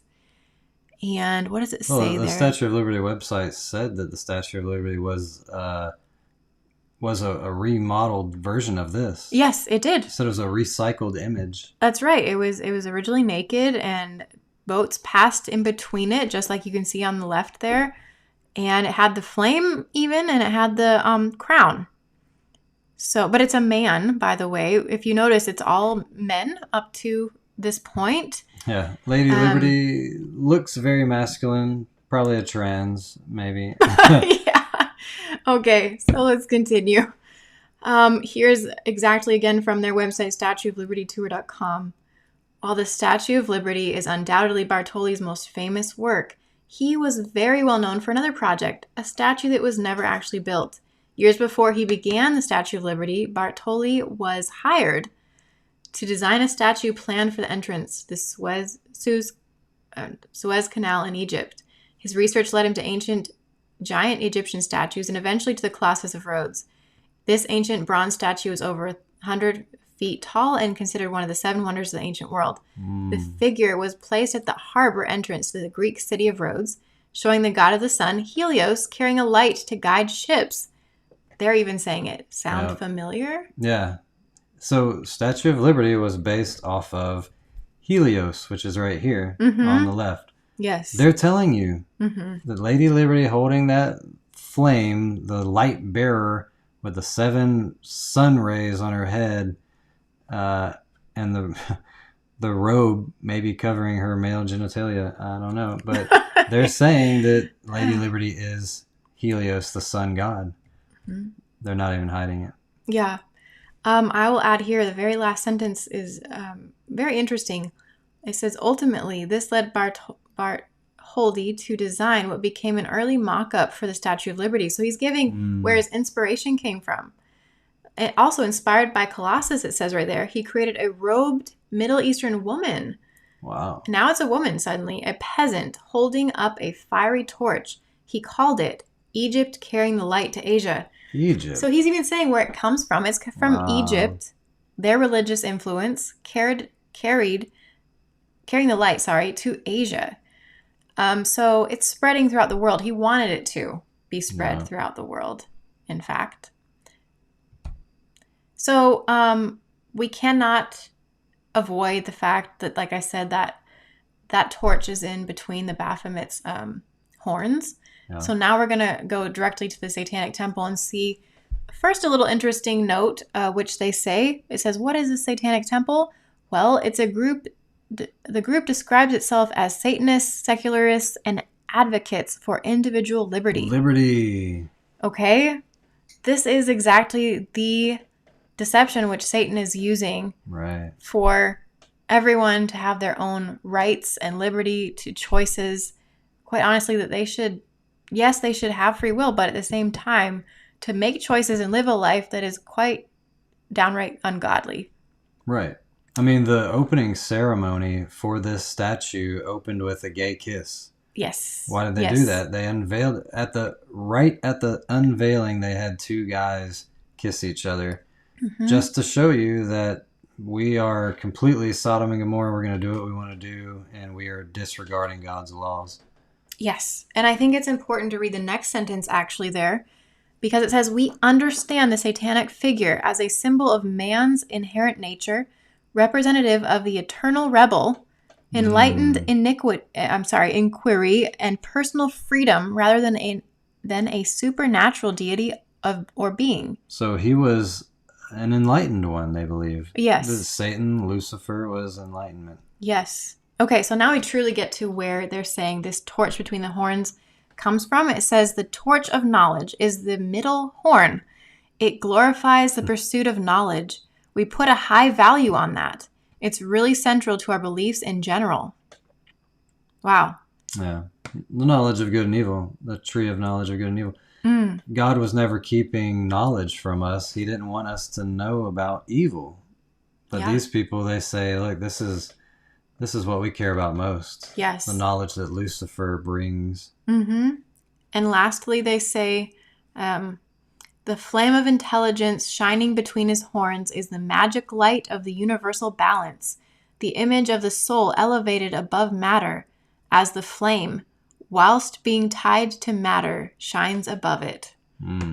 Wow. So you can see how they're upholding knowledge over God, like God at all. Yeah. Acknowledging God and acknowledging his word and everything. A lot of these movies have these Gnostic themes in them, and it's making me think of Transformers, where the trailer alone, you can see how Gnostic it is. The good guy, the good Transformer guy, whatever his name is, Optimus Prime, is talking, and he's talking about this cube in space, which we know that there's the heavenly cube is the New Jerusalem out there in the heavens. And it's talking about that this cube created worlds and all the life in the worlds. It sparked all life. Yeah, and then he says, all sentient beings deserve freedom. How do we get that freedom? Destroy the cube. Destroy the creator to get freedom. This is literally the words of Satan. Satan wants you to believe that freedom comes from lawlessness. Just think of a world without laws. Think of a world without order. It would be pure chaos. There'd be, why not? Why can't I have your wife? Why can't I take this from the store without paying for it? Why can't I lie to your face? Why can't I murder you? If it's do what you want, whatever feels good to you, there are no rules. That's utter chaos, and that's pain and misery. And that's really what we're experiencing in this world today, because we decided to disobey God in the beginning, and Adam and Eve's firstborn son became a murderer. And that has just perpetuated throughout the world today, to where I don't want anything of this world anymore. I want Christ to come, him to set up his perfect kingdom, and us to live forever and ever in eternity where there's no more pain, no more sorrow, no more tears. I long for that, but Satan has you convinced that you don't want that. In fact, that's hell. To live in a world like that would be, to an atheist, they hate Christians. Why would they ever want to live in a world with a bunch of Christians and the God that they hate so much? But they've been blinded by Satan into thinking that God is taking away freedom and liberty when he's the creator of freedom and liberty. No, that's interesting. But those connections are definitely there. And here we are. This painting by Sir Thomas Lawrence, PRA, it's oil on canvas. It's actually called Satan Summoning His Legions. Now, just look at how the stance that he has, his face, this really resembles the exact images we've just seen. Yep. And as I show right there of Helios, it's very similar. There you are. Of Libertas, the crown of the rays of the sun are on their heads. Likewise, Statue of Liberty you have there. Then they get to the set face that's so grim. That's on that picture to the Lady of Liberty. Oh yeah, it's an identical face. Right. And now we're going to look at this other statue just called Lucifer there, where he kind of has all those things going for him still. He has the grim face. He's got the nakedness, the robe covering him. But he has a few items in hand that are unique.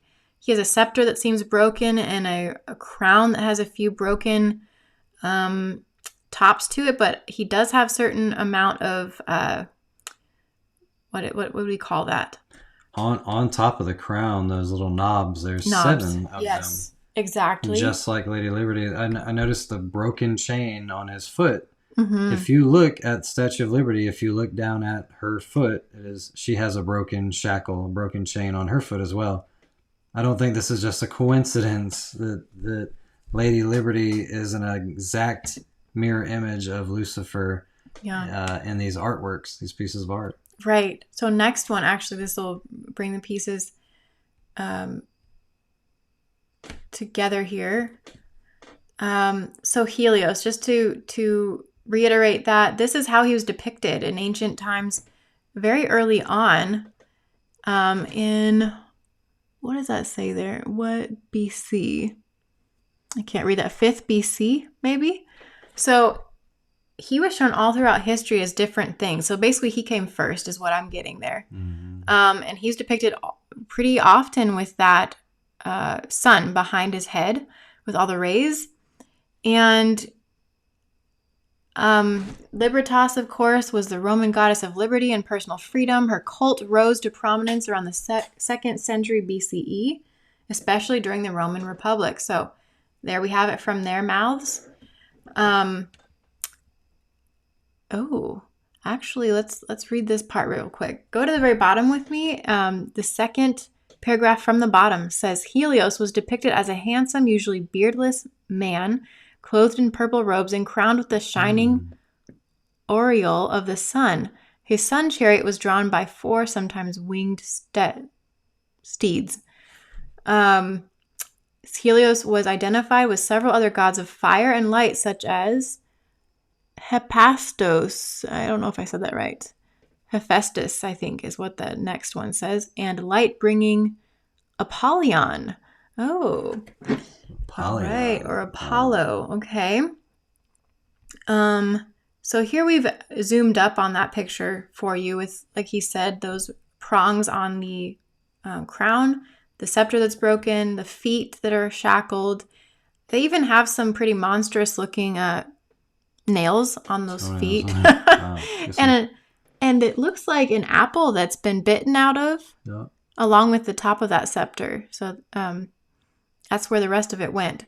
So that should tell you, as we know from the Bible, who was linked with this apple. That's right. And will be shackled in chains. And there you have it. There's right where the Statue of Liberty has the same chains going on with the feet. You can see it there and there. Mm-hmm. Okay. So this guy shows up, like they said, as Sol Invictus. These all bear a lot of the same resemblance to Sol Invictus. This is kind of important because I'll just read the bottom there. It says Sol Invictus in ancient Rome. Sol Invictus, the unconquerable sun, was a later Roman sun god. The cult of Sol Invictus was popularized by the Roman Emperor Aurelian in 274 CE. Why is that important? Some might ask. So where we get what we call the Christian movement of the day with Constantine, he apparently had a sign in the clouds of a cross given to him by the unconquerable sun. That's true. Yeah, he saw a red cross in the sky, and he was so inspired by it that he painted a red cross on the shields of all his soldiers before they went into battle. And he proclaimed to become a Christian. Right. But in doing so, because formerly before that, they were killing Christians, the Romans were. And so he basically changed that and said, you know what? I think it was a if you can't beat them, join them type thing. Maybe he really did see this vision in the sky. Maybe he really was deceived by Satan. I don't believe that he was a true convert. No. But he was either deceived or completely made it up and said, look, we're not going to kill Christians anymore. We're going to let you worship. Yeah. And instead of on the Sabbath, you're going to do it on Sunday, the venerable day of the sun, by law. There you go. And if you're caught Judaizing, if you're caught doing anything that the Jews would do or keeping the Sabbath, you'll be killed. But all the shops will be closed on the venerable day of the sun, and you will keep Sunday. and you can go to church in this temple with all these idols in it. No, that's not Mars and Venus and Mercury. That's actually Paul and Barnabas and, and just Mother this is Mary. where all this started. Yeah. This is where all the imagery that you see in the Roman Catholic Church, all the traditions, all the things that are still going on today, it all started with this. Who was this? Well, Constantine was one of them. Yeah, Constantine.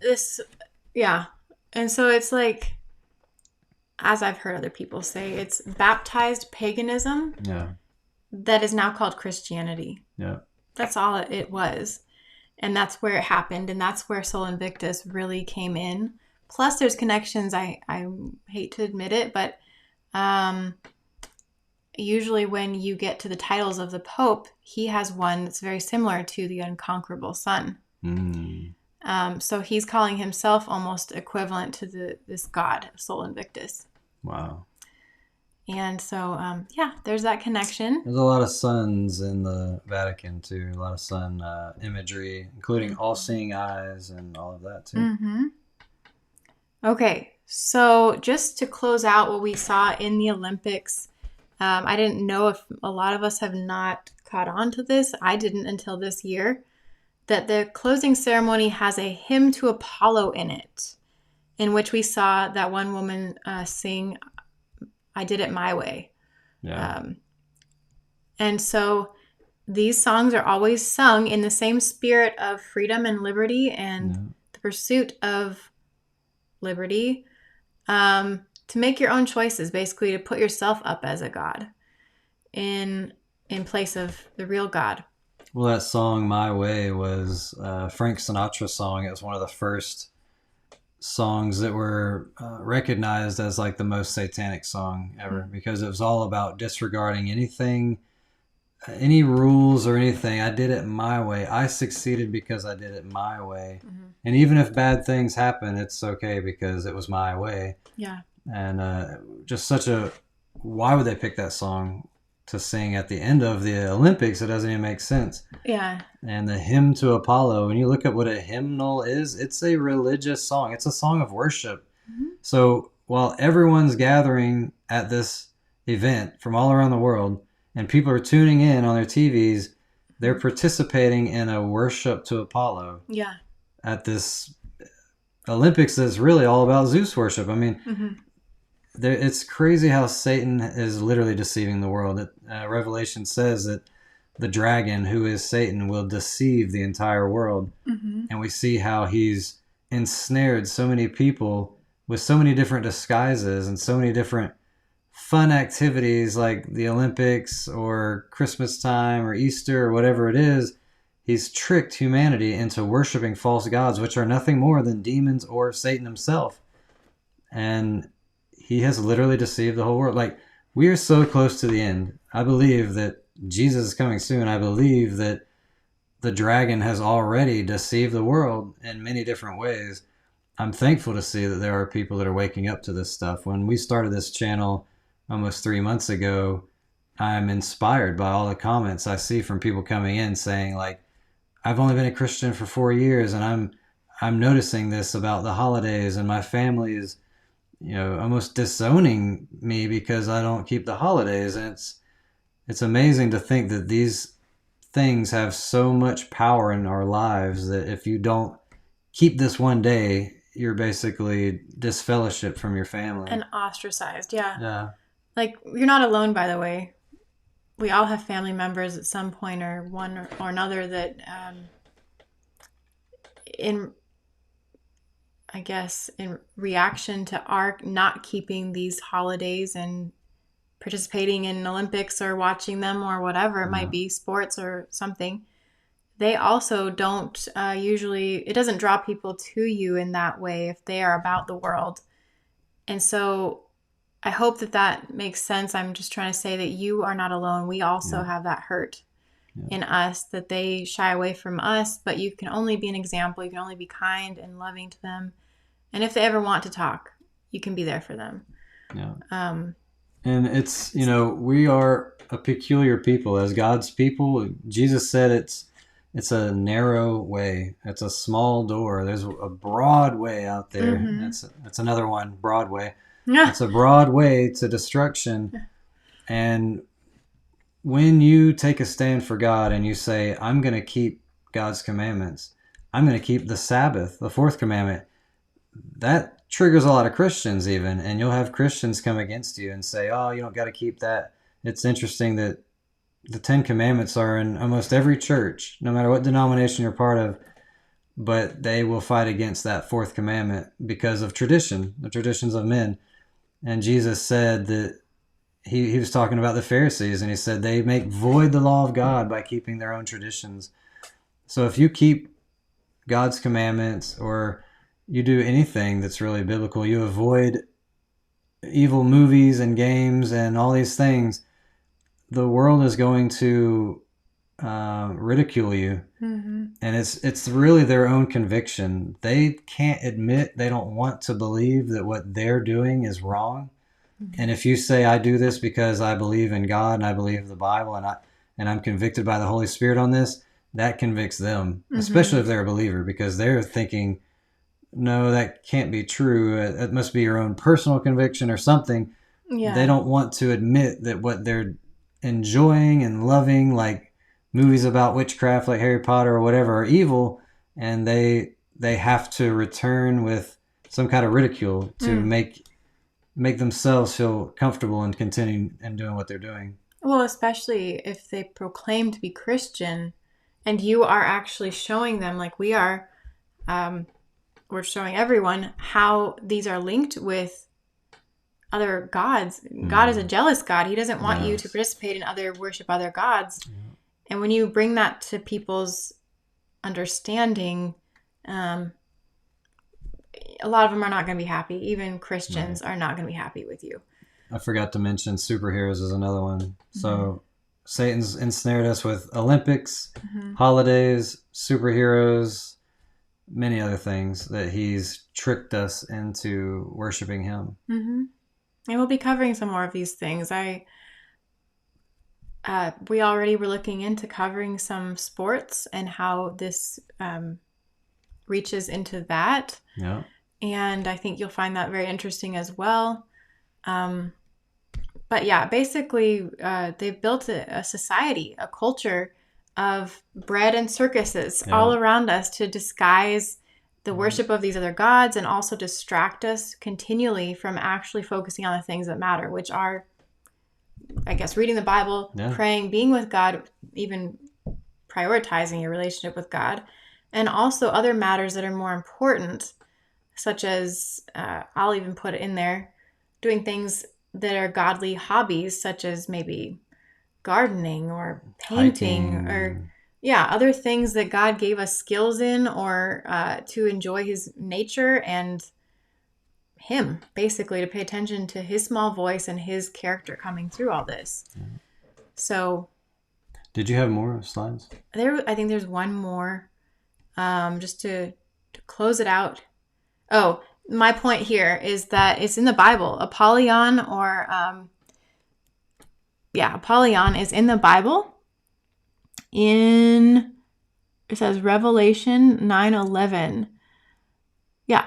They had as king over them the angel of the abyss, whose name is in Hebrew is Abaddon, and in Greek Apollyon. In Hebrew, the name Abaddon means place of destruction, and the Greek title Apollyon literally means the destroyer.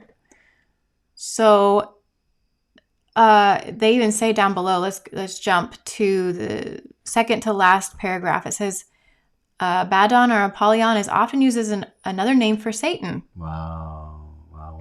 You know what? This is completely...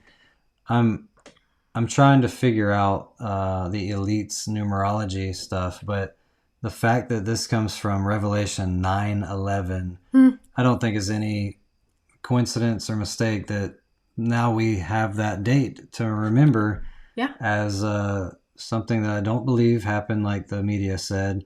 And it's all about Satan, Apollyon, who is Satan. Yes. And the extra point that I had there written up there is just to show that it's in the Bible directly by name. But that name today, and as it became known in the Roman world, the yon, I guess, the Y-O-N on the back of Apollo fell off and it just became known as Apollo. But this in mythology is known as Zeus's son. Okay. So there you have Zeus and you got Apollo. So yeah, they said that the Olympics was about Zeus worship. Yeah. And you got Apollo because it's his son. Of course, yes. We worship the Father and the Son. And yes. that's what Satan's doing the same thing with Zeus and Apollo. Right.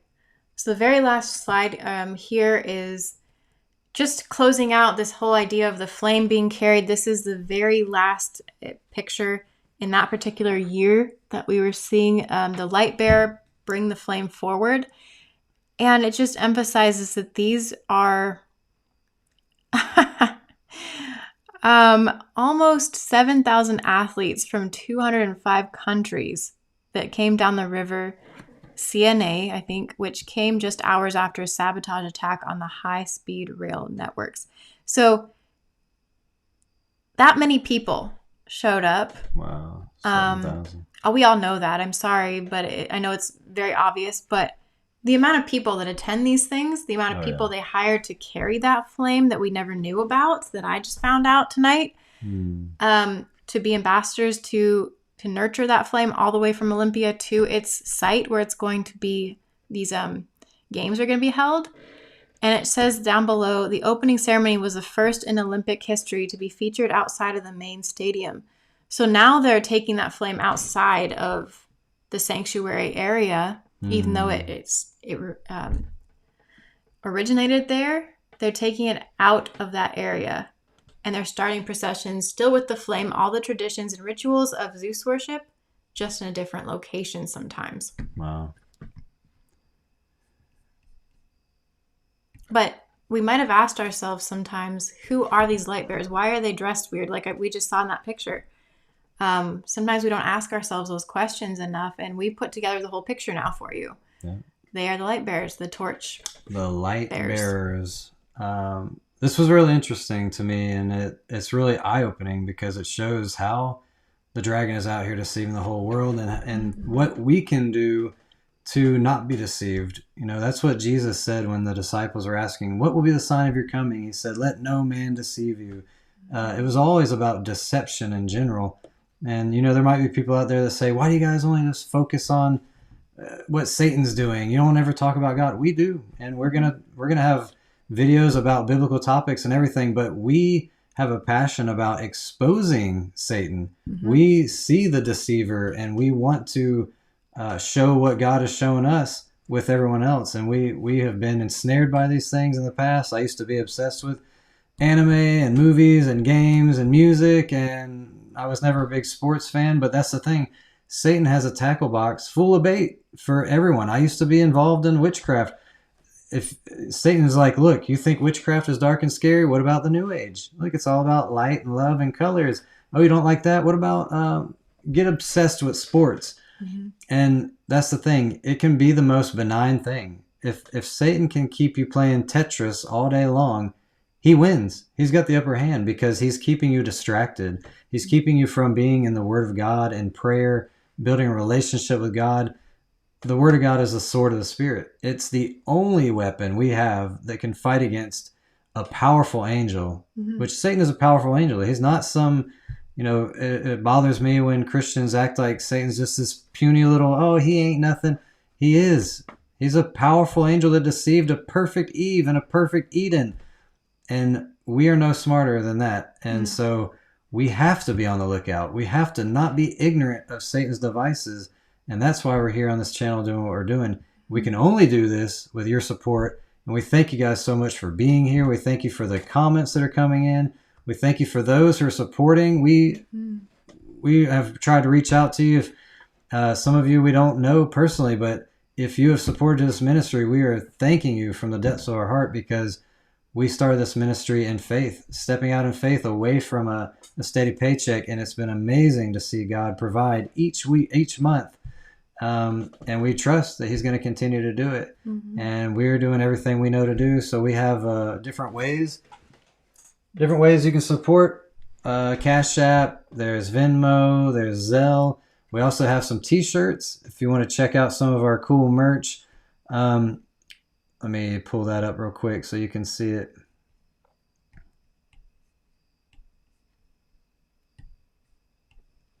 So we have some merch here on our Teespring, and you know, the logo for our channel is all about using your brain. It's cool to be smart. It's cool to analyze. It's cool to study. The elites of the world, Satan, he doesn't want us to find the truth. He doesn't want us to use our brains. He's hoping that we'll just, you know, be mesmerized in the whole bread and circus thing. Mm-hmm. He's hoping that we'll be easily controlled.